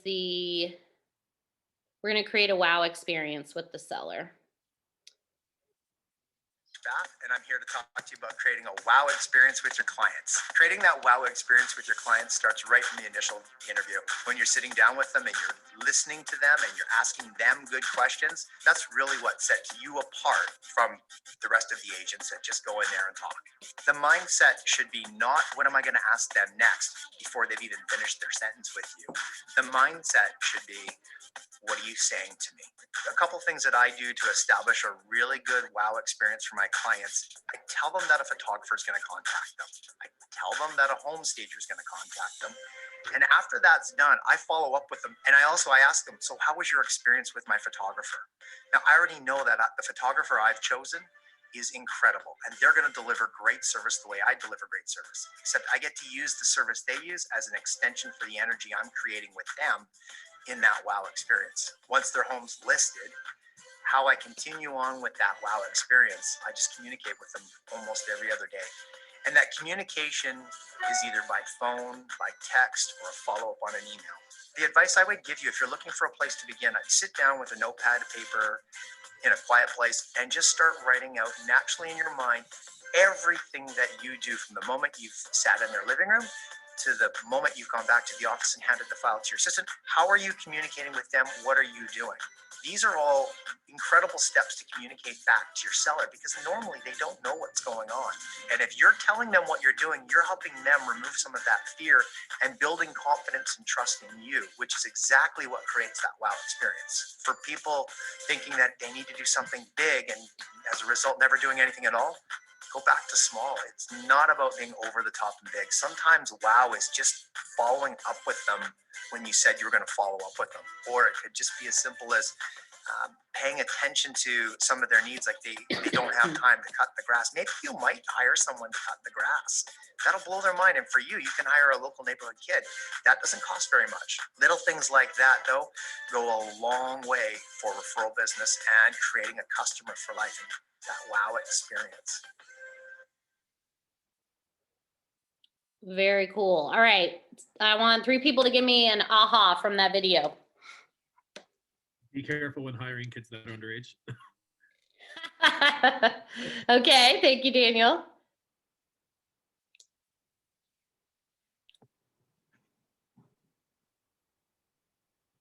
Brigitte, you have one? Yes, I was gonna say, just creating that feedback from the people that he has referred to them. So how did you like my photographer? That type of thing. That's interesting, because like he said, he already knows that he's sending someone professional that has built a reputation with him that he has experience with. So I thought that was good. And if you don't have individual experience, it's okay to rely on your office experience. Our office uses the, comes highly recommended. Talk with some other agents that use them. Katie, he also talked about just doing the small things, because often we think we have to do something that's monumental. But what he was saying is just small things, just the following up, just something small that can give your customer that wow experience. I love that. That's perfect. That small touch can make all the difference. Those are honestly the things they remember. You did one thing, you took something off their plate and took care, and you didn't hire a young kid, but you hired an actual, the neighborhood landscaper. You can do that too. Just something to make it easier for them goes a long way. The thing I wrote down as my aha was your assistant. Did any of you raise your hand if you thought, I don't have an assistant, I don't have somebody to help me? Well, the really cool thing is that you can, even from the very beginning, you can have an assistant, you can have a contract assistant. So there's 2 sides to contract to close that you can look into. One is the listing side, and one is contract. Once you have a contract, a property under contract, they can help you with paperwork for your office. On the listing side specifically, though, they can input listings for you, create flyers for you. They can do a lot of that upfront work, scheduling open houses and really making you look great. And it's not that expensive. The first thing to do is to ask in your office. I know KW Buckhead has started the in-office contract to close because Catherine is heading that up. And I know each of the other offices is working on it. There's also some great companies that do both listing side and contract side. Both could do buyer or listing in that case. And that the Churchwell Group is one, the closing company. Darren, everybody was highly recommending Darren's company, but Stacy, I don't know the name of it. Do you? Yes, it's called U times 2. U times 2. Okay, cool. I didn't know that. So everybody was really recommending him the other day as well. So this is like just a way to help you. For the average is 300 to 375 per file for them to get in there and help you do some paperwork and just lighten your load a little bit. Okay.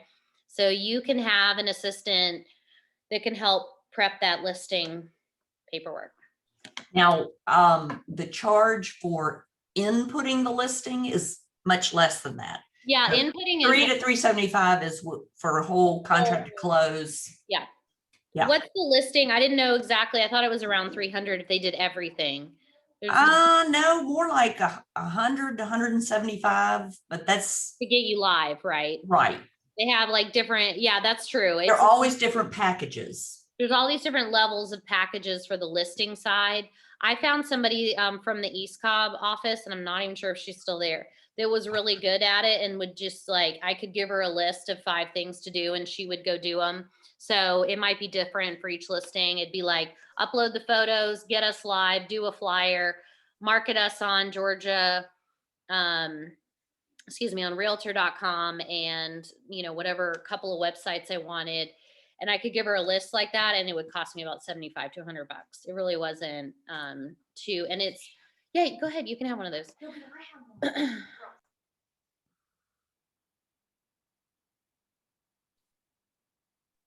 Sorry. Okay, so, but you can have somebody input that information for you. My advice, if it's your very first listing, is to learn how to do it though. It's really important that you do learn how to do these things and contact the person who trains in your office and can help work, because working through those first, you know, 1 or 2 will teach you a ton of invaluable knowledge, what you need to know, and then you can start handing those things off and just lighten the paperwork side for you. The contract to close of $375 is the average cost for them to take a contract and get it all the way through to closing. And that would be like more specifically on the buyer side. Katie, does that mean somebody would do all the paperwork for us? Is that what you're talking about? A lot of it. They don't handle Okay. inspections. They handle a lot of the paperwork. So they take I'm ready to work with you. Let's say you've signed up with them. You give them a contract. They have a whole list of things they do. Submit it to your office, submit your commissions tab. They send your contract to the lender, the closing attorney, everybody. They reach out to everyone and introduce themselves. They have a whole list of things that they do from the moment you go under contract. They make sure earnest money comes in. Oh, all I that. see. Yeah. Okay, and this is everything you're going to learn in Power Session 11 is all about contract to close. I like being ahead of the game. Sorry, but I just wanted you to know that there was a listing side of it that's helpful, that can take some of that burden off of you, because your job is really to be out there with the client. So if somebody else can handle some of the listing input, create a flyer, post something online for you, and it's not very expensive, it can be helpful on that side. Agreed. So let's see, let's also do, because we've been talking about open houses. So I want to do this open house video real quick. Let me pull this one up and I'm going to share it with you too. Here we go.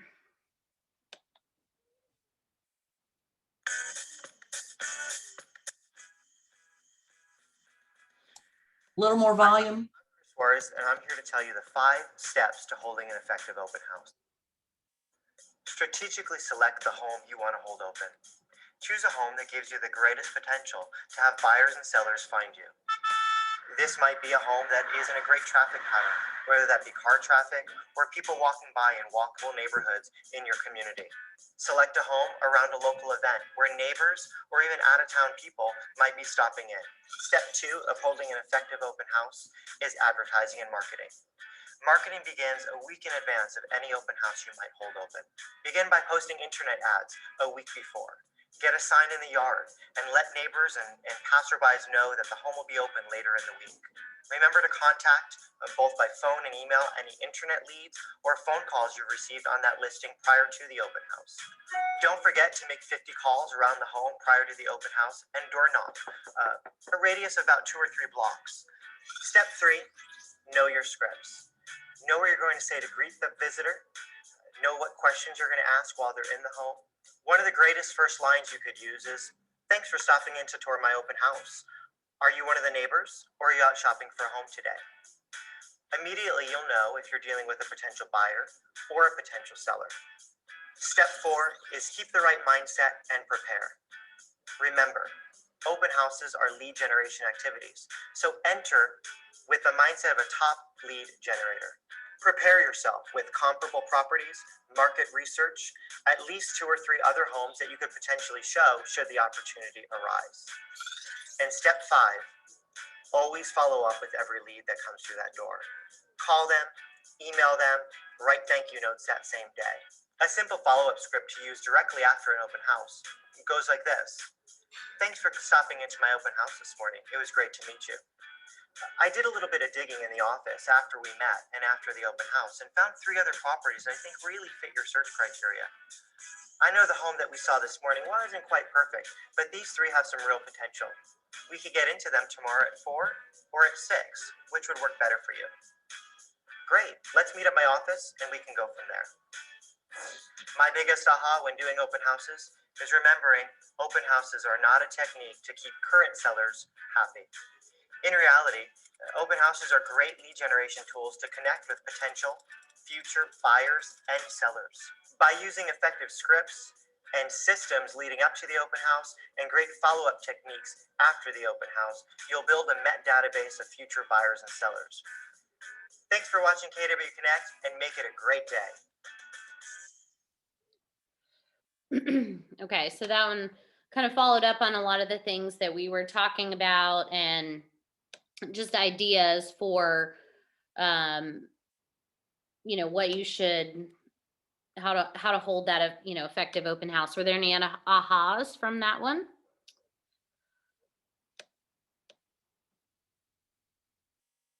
So I actually just would like your opinion on how do you get people to give you their correct information as they're leaving your open house? Because the open house I helped host had like about 10 people. Out of 10 people, I got one, maybe a person that actually left their phone number and email that was accurate. Everybody else did not. What, describe a little bit more. Did they give you a false information or they just didn't complete the form? Both.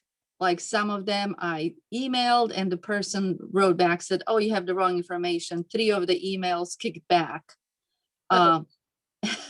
It's like how, I mean, what is the strategy there to get? I think really the best thing you can do is build a really good rapport. Even if it's just a 2 to 5 minute conversation, really asking them questions about what they're looking for, set an expectation when they come in. I'd love for you to tour the home and then give me some feedback. I'd love to follow up and help you. So come from a place of contribution where you're offering to help them and they're more likely to give you accurate information. I find that quite a few of your buyers that come through an open house will have an agent. They might have them with them, make them feel just as welcome because you still want to help that home sell. But if you walk away with 1, 2, or 3 numbers of really great leads that you can follow up with and be consistent, you've done good. You know, that's a valuable effort for your time that you've put in. And really do follow up with them the same day or the early the next morning. Thank you so much for coming to my open house. Try to have one note that you wrote down about them or their family so that you can be specific when you address them so that they know that you were paying attention. And, you know, offer to meet them. My next step is usually to offer to meet them for coffee to get to know them. I did all that. My emails just came back. Oh yeah. It's like a wrong email address or not deliverable. Yeah, they're probably not ready. The other thing, Sandra, did you get any? I got one person and with the regular email and phone number, and he has not responded. There's multiple. You could also do like a digital sign in and like wipe the screen off every time, but you could do a digital sign in where their information goes straight into command. I hope that's something they're going to teach in another class. So I don't have to show you how to do it right. We'll do it another time. No, but it's just an idea that you can learn more about. Sometimes I like to throw out ideas that you can look further into. Yeah, go ahead, take that. Goodbye. So let me just see here. I want to make sure. Sandra, when open house folks don't give correct information, they're probably not going to be your best prospects. anyway. Exactly. Yeah. So it's on them. It's not on you. Mm-hmm. So Oh, you yeah, I was just gotta curious. move on. Right. Yeah, yeah, I was just curious as to how for next time, I make it to where they actually leave the correct information, because, you can judge people. Some of them are just ready to go in and out, and that's fine. Yeah. Is it helpful to have people sign in after they tour the house, after you've had an opportunity to speak with them? Do you think that would make them more likely to leave the correct information? I think if you've built a good rapport with them, it's more likely to get more accurate information.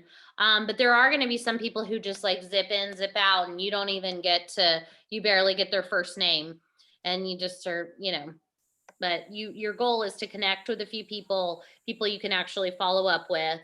And you can have a drawing if you want to. That's one way to get accurate information. You can get people's business cards or have them fill it out. And you could say you're doing a, $25 gift card or a bottle of wine or whatever you feel, is appropriate. And then you could get their card information that way. A lot of people, hopefully they'll have their business cards on them, so they could give you that. One of the biggest things that I want to make sure we talk about is, has anybody heard the term that listings are leverage? Anybody heard that? So I want to go through and brainstorm some ways that they are leveraged. So let's talk about, when you have this listing, the potential you have for additional people that you can work with. So I want you to throw out some ideas. So you have a listing, and if you do all these the marketing plans, all the different things we've talked about, how much potential do you have for additional clients, and where? So I have a story that my girlfriend shared with me, but she is in the DC area. Yeah. So she a brand new agent. She said that right before COVID, she invited all of her contacts in her phone, especially the people that she had previously supported in their businesses. She told me that she invited them out. She bought them, I don't know, maybe appetizers and drinks or something like that. And she told them that she was just starting a new career, that if anybody needed real estate help to let her know. And she said that none of them did, but somebody passed her information to somebody, and it was her first listing. She told me her first listing was in $1 million neighborhood. It was maybe like $1.4 million. And she said when she listed that house and she put her sign in front of the guy's doors, everybody else in that neighborhood started calling her. And she said when she sold that house, and she put the sold sign up, everybody started calling her. So she really made it into a multi-million-dollar listing. She had that's just sort of what she sells now. She ended up being, I think, like maybe like a luxury listing agent, but it was really because she only had that one listing. She said from that one listing, that just kind of raised the bar for her the rest of the clients that she has. She said, and once she sold that guy's house, she said the guy told her, "You did such a good job at listing the house for me. I really love the way you handled it. I really like doing business with you. And we're only selling a house because we got a house we've been looking at, and that house is like 3 point something million dollars." And she was able to sell him that house as well. But she said from then on, mostly all the houses that she's been buying and selling for people have been like multi-million-dollar homes. Yes, ma'am. I mean, she That's an said amazing story. just She's because of tapped the subdivision that her immediately. sign was in, that's how she was able to end up with the business that she ended up with. So Just those take one. signs, that's amazing. Those signs are basically mini billboards with your name and phone number on them, letting people know that you are the neighborhood expert. So that's one of your absolute best. The sign, I heard that. I heard the sold sign, and I heard neighbors. So those are all excellent ways. Any other ideas of ways that listings are leverage, additional people that you come in contact with? See, out of all those buyers who are trying to get the house, there's only one going to get it. Exactly. The rest of them are all potential clients for you if they don't have already somebody, right? So open houses and unrepresented buyers are great ways to find additional buyers. What about the seller of that house? They need somewhere to go, right? So they could be a potential, you can do both. You can help them sell their home and buy the next home. You have neighbors, you have additional listing potential. You have postcards, additional listing potential. Maybe you only hosted 1 or 2 open houses at that house, but at each one you got 2 new buyers who are going to be ready in 1, 3, or 6 months, and you do consistent follow-up with them, provide some value, then you have buyers, because trust me, you need a pipeline of buyers that are going to be ready at each of those stages so that you can stay consistently busy. So that's a lot of buyer potential right there. What about their family members? What about when they hear what a great job you did taking care of their son or daughter, brother, sister, what about relos? People relocating from other places that don't know the area. You can help them get to know that area, show them properties. I loved the video where he was talking about when you host that open house, have 3 other houses, of similar and the other thing you can do is preview those houses before the open house, so that when you're there and they say, well, this one's really great, but it doesn't have a big enough or fenced in backyard, or it doesn't have master on main. You can say, well, you know what? I went and saw this house yesterday in this neighborhood or one neighborhood over, and it has this missing feature. Would you like for me to set up an appointment to show you that tonight, tomorrow morning, whenever? You know what I mean? So then you're showing value. So you've got so many different opportunities. Anybody else have any others? Ideas of ways that, from one listing that you have other potential for more clients?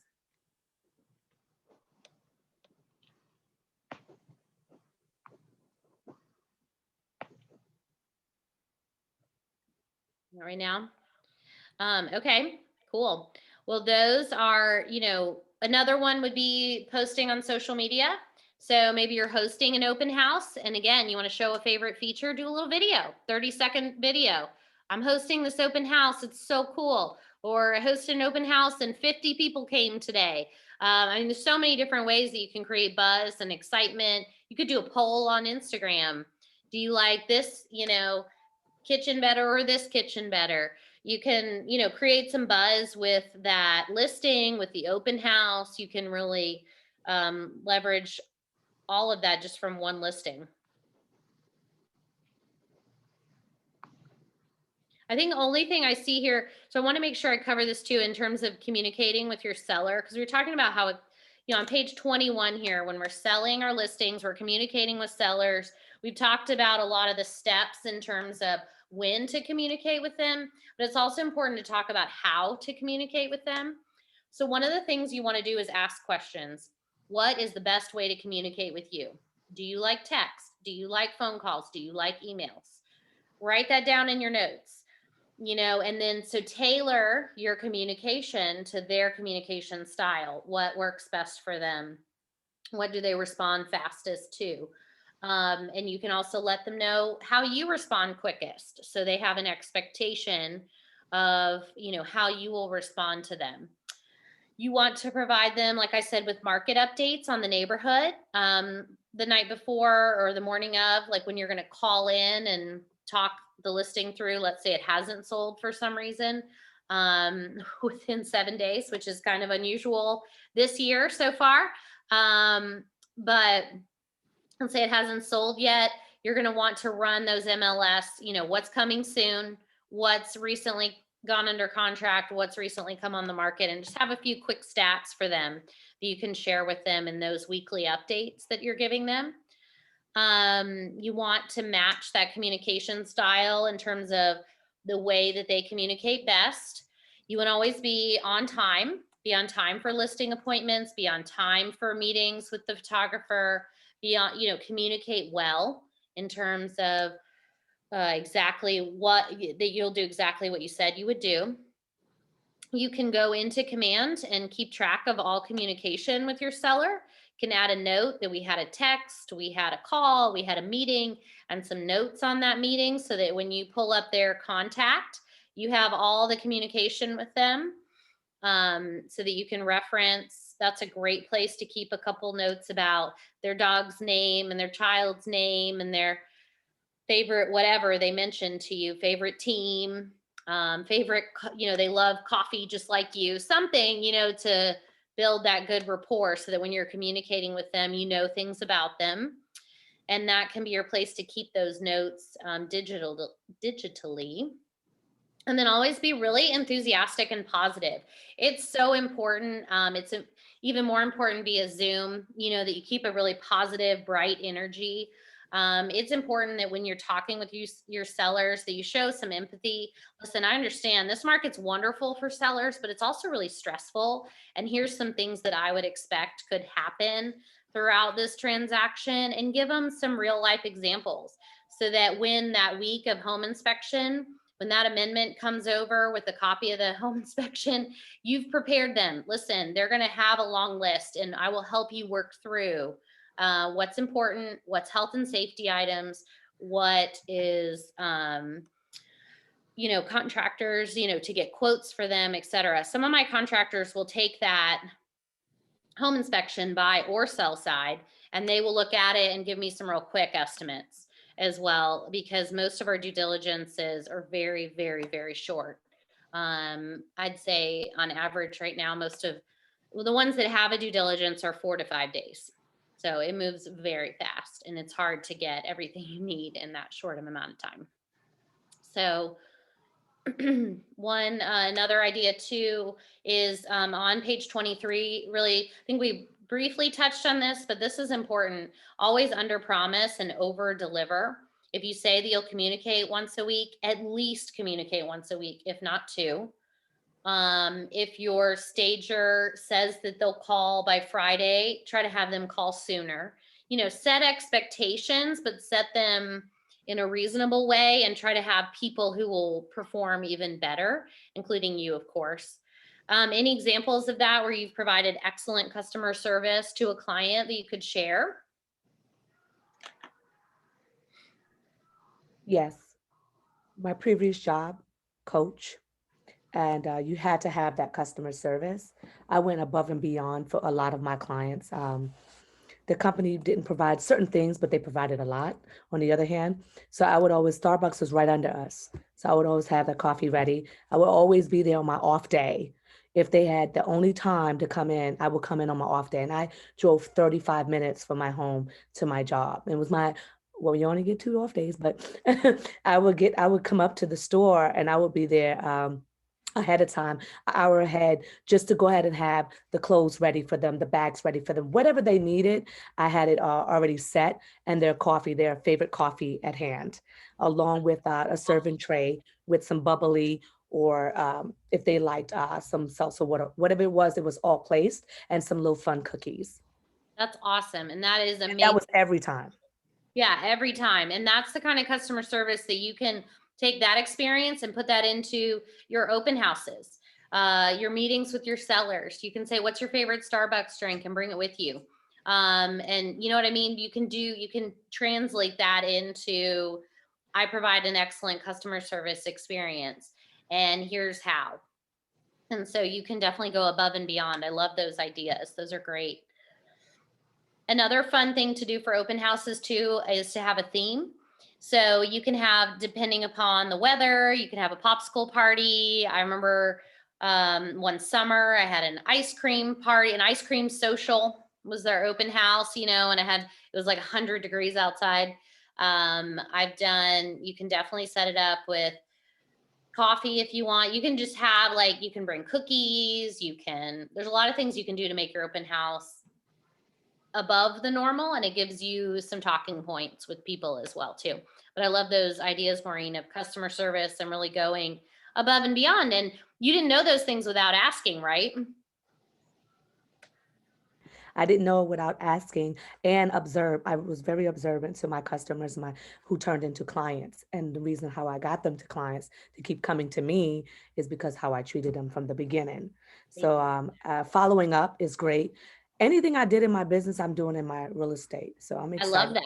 All right. That's so Yeah. perfect. That's going to make you very Yeah. successful to be Best able to practice. translate that type of customer service. I love it. Great ideas. And you have to ask questions to know those things, right? You shouldn't be doing the majority of the talking. You should be asking a question and listening and taking notes. You Yeah. know, Yeah. take notes, write down just some key things they said, try to remember some favorite things. I try to do a little closing gift that's more suited for that particular buyer or seller.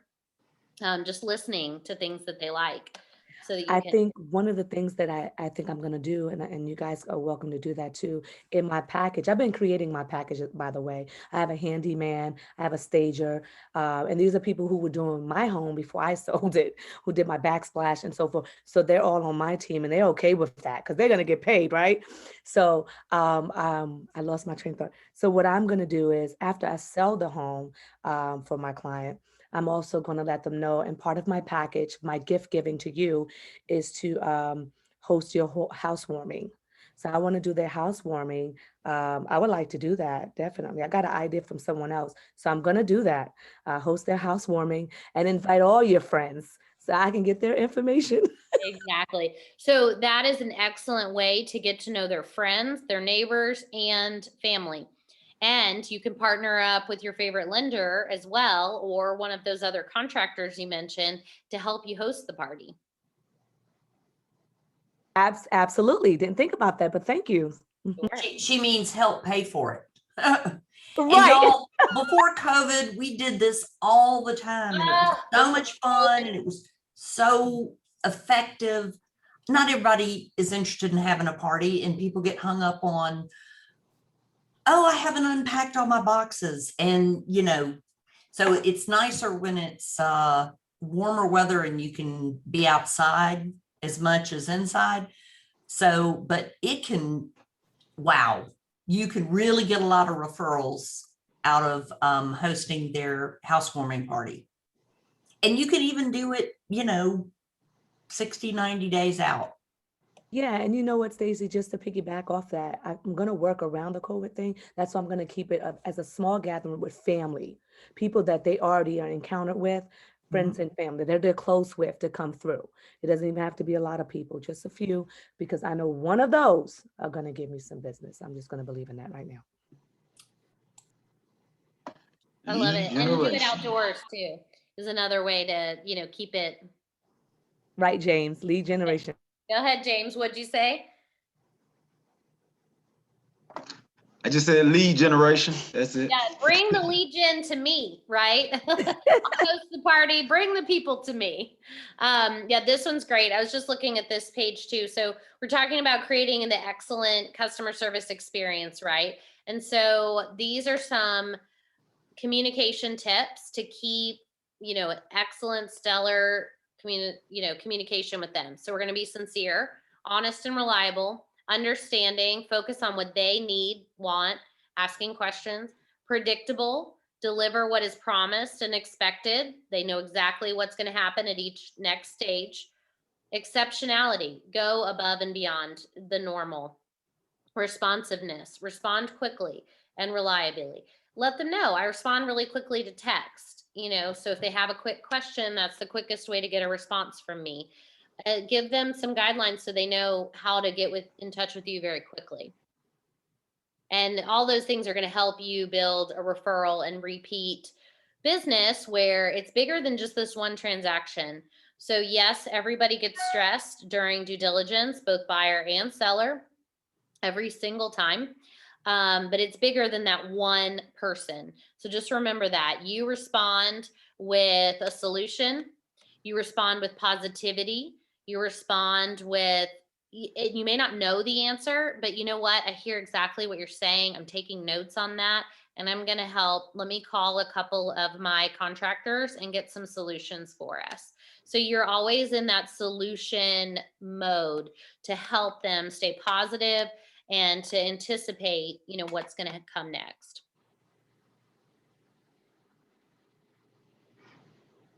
So now, Stacy, do we want them to practice this listing presentation? I don't know if you've been doing that in here. I mean, we could have people practice one of these ideas, like, I think just role playing. I just want to highlight this on page 24. Yeah. That what you were just talking about, the being solutions oriented. If you know, the wow experience, if you can be the customer's hero, that you will be memorable and they will refer. A coach that I really like, oh goodness, I'm not available. Let me stop sharing here. Oh, I didn't share. Sorry. Okay. The solutions oriented, page 24. This is, so I heard a story about, had buyers and the moving truck didn't show up to pack them up and move them. Now, it wasn't a huge house, but that agent knew some guys and was able to, at the last minute, scramble and find some people it was just a question of loading stuff on the truck. And it was a young mom with a couple of kids. You can imagine how she raved about him. Another idea is planning to either have pizza delivered or, you know, some equivalent on the first night they're going to spend in the home, because sometimes they don't spend the night the day they move in. So anyway, these are all ways of being the hero and working on that list of vendors. It just absolutely, if you're their hero after the sale, they will send you repeat and referral business. Okay. Yeah, 100%. They're going to remember you. They're going to share those stories with their friends. You want to be top of mind. You want to be the one that they think of, that solved the problems, that had people, you know, that they could refer them to, and, you know, take really great care of them through the whole process. I heard yesterday on a Zoom that an agent, I guess prior to closing or maybe at the walkthrough, went to the various HVAC systems, if there was more than one, and took a picture of the type of air filters that they required and ordered from Amazon some replacement filters. And you can either have them shipped or dropped off, say 3 months after they've moved in. Very inexpensive. And hey, I just, you know, want you to develop that good habit of changing your air filters regularly, you know, every quarter. Oh my, I mean, it's the little things. Doesn't have to cost a lot of money, but definitely having a plan for after sale follow-up is critical, because 80% of people in America say, oh yeah, I do business with my real estate agent again, but people don't keep in touch. So no, they don't. Most people wouldn't say, that's my agent, you know. So if you stay in touch and you have these exceptional customer service experience, it's something they'll remember and they'll use you over and over again. Very, very good. So we can do a quick role play on some of these customer service ideas. So anybody maybe who anybody who hasn't shared yet, I need somebody who can be the seller and somebody who can be the agent. And I want the agent to talk with them about, you know, what's your best way to communicate? Kind of do that script with me. Come on, James. I'll be the seller. All right, you be the seller. Who wants to be my agent? You're all agents. Come on. Come on, Bala. Yeah. Let's go, Bala. Okay, let's get it going. Okay. So you're going to be my agent, Bala, and you're going to ask them, you know, a couple of questions to get to know them and what's the best way to communicate with you. Okay, good afternoon, James. How are you doing? Doing great. I'm doing great. How you doing today? Good, good, good. Trying to understand how you feel about selling your property, want to give some guidelines for it. And let's establish some protocols, how we are going to communicate. And I would do what is best for you so that we communicate more than what is needed. At the end of the day, we need to make things right, but I just want to make sure that we have a process to do that. Okay. Is that okay with you? Sounds good. Shoot. Okay, so what I do normally on a daily basis in a situation like this, I have I periodically once in a day I let you know by email or text how many offers or what are the inquiries that is coming for the property, and if you want to have a review twice a week or once a week, we can do that depending upon how good things are going. If things are not going well, you need to alert me also that how the inquiries are coming, the offers are coming, to make sure that if we needed to do some price adjustments or something, we have better communicated right at the front as opposed to losing some time in between. Is that okay with you, or? Yeah, that sounds good. That works Yeah, fine. I would definitely go for the once a week because this is my first time selling a home. Okay. Okay, so normally in this market, when you put the when it goes live, so immediately you will see in a couple of days a quick responses. Those are the people who really want to get on the property, and we would share enough information from them to understand whether they are willing to put an offer or if they are going to do. We'll clarify all information. Sometimes I may need your help to assist me in clarifying some of the things like disclosures and all. You lived in that house, so you know more than me on some of those items, right? So I may need some clarifications from you on those things. But most of the time, I'll be able to answer the questions of any of the potential buyers because I already collected information from you anyway, right? So is there a particular time or I don't want to be bothering you sending too many texts in a day that interferes with your work, right? Yeah. So what would you prefer? I would prefer text because I am busy. I got multiple businesses going on, and I could try to get back with you as soon as possible. You say you need things from me. What would you need from me? So some of the things like some people will ask you, for example, you indicated in the disclosure that's a small crack in the foundation or basement. You know, people may ask more information on that. Then I would have to refer back to you. I don't want to give some false information, right? So anything that you did in terms of upgrade on some of the things that I may be able to tell from the disclosures and talking with you, but if they get too deep into that, then I may have to refer back to you, right? So those are kind of things that can happen. But to make the process very smooth, I would like to keep it, text, couple of texts a day, maybe in the evening after your work, and then maybe a phone call quickly if I needed to do that for quick clarifications. But once in a week, we will go through all the offers and get aligned on what you prefer, what is good for you, so that we can focus on those. Is that helpful, or? Yeah, sounds good. Sounds good. Sounds like you know what you're doing. That's good, guys. That's good. So, yeah, absolutely. Good job. I think you gave him a lot of great information. And I heard you ask him, what's the best way to communicate? What's the best time of day to communicate?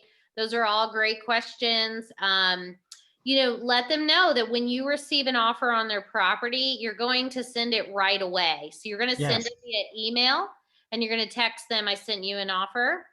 But you're also going to let them know up front the best way. You're going to combine all of these different offers for them, either in a spreadsheet or in command.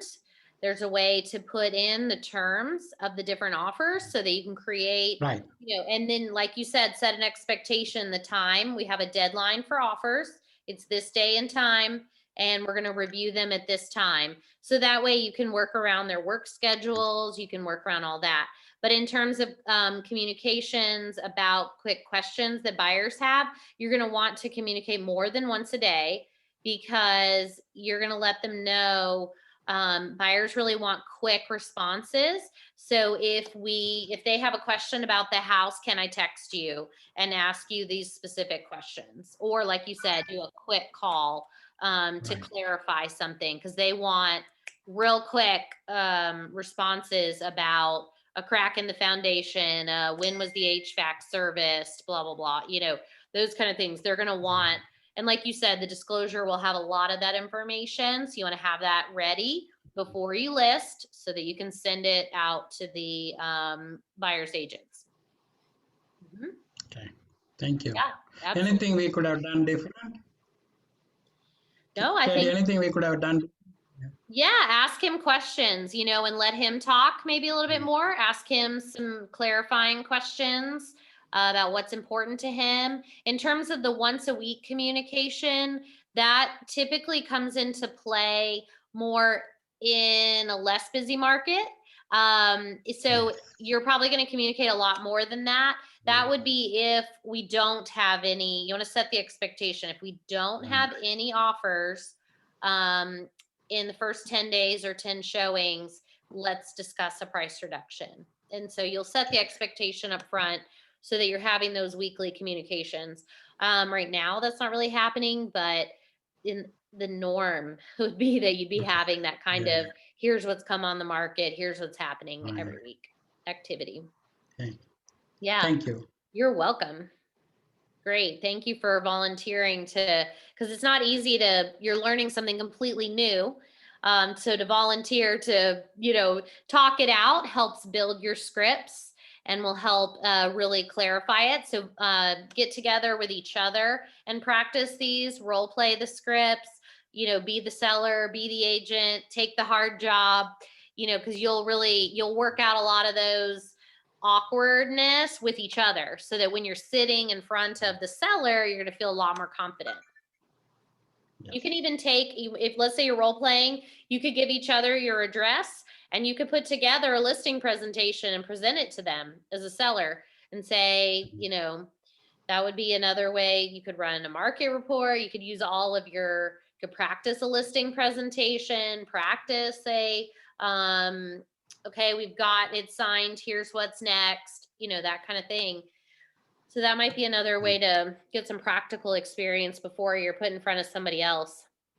I strongly recommend that you do a pretend listing presentation to a friend, a neighbor, and really do it. I mean, do a CMA as if a dry run, but it's because you'll both be more relaxed and they'll give you feedback.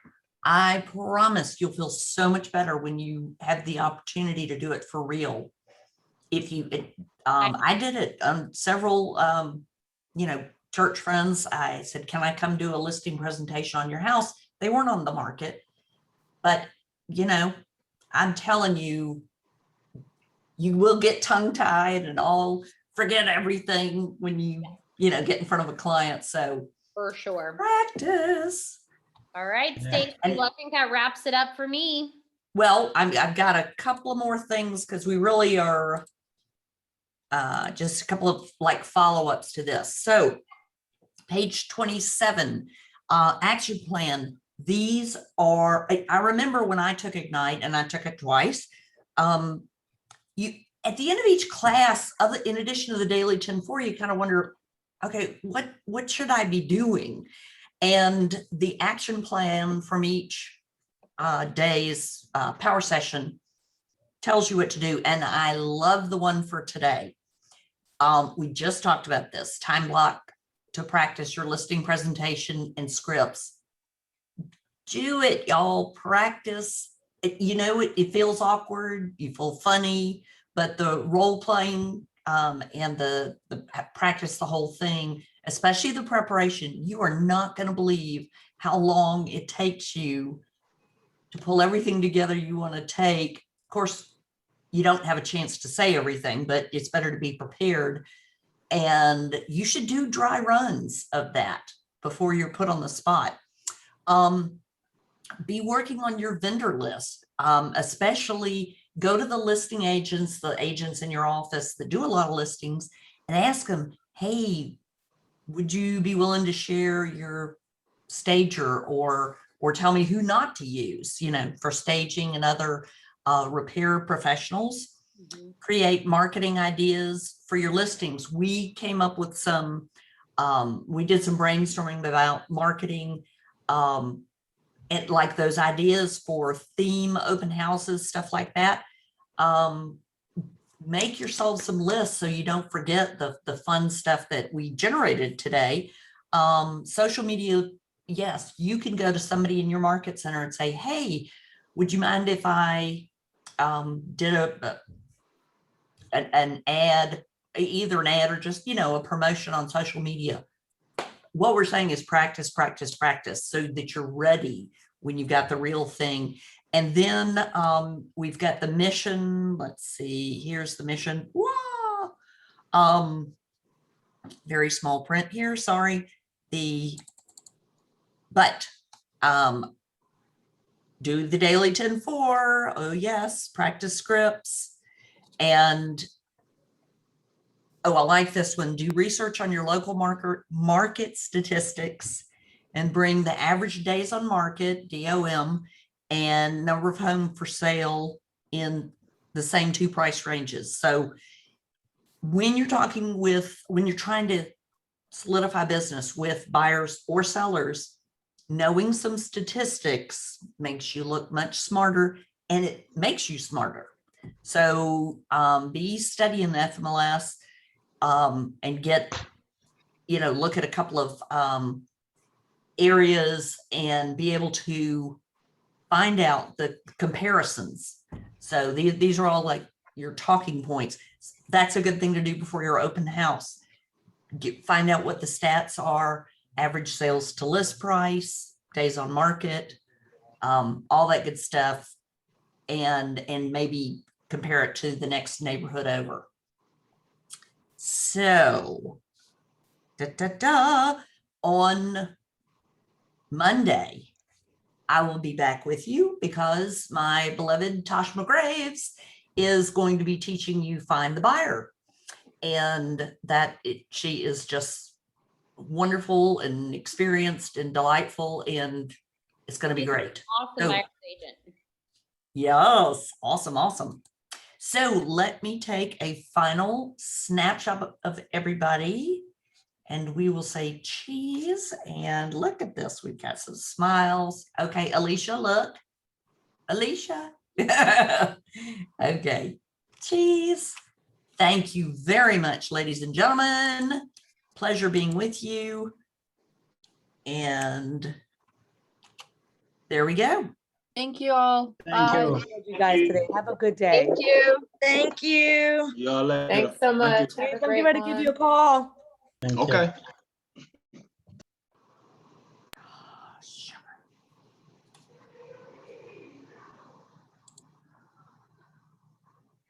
Stacy, Savannah wants to say hi to you.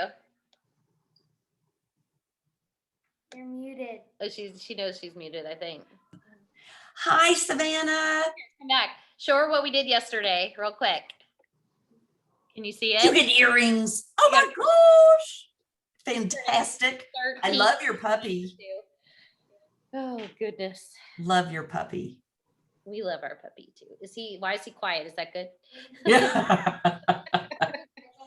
Awesome. All right. All right. Bye, girls. It was Stacy. fun. Bye, See you guys. Monday. Thanks for all your participation.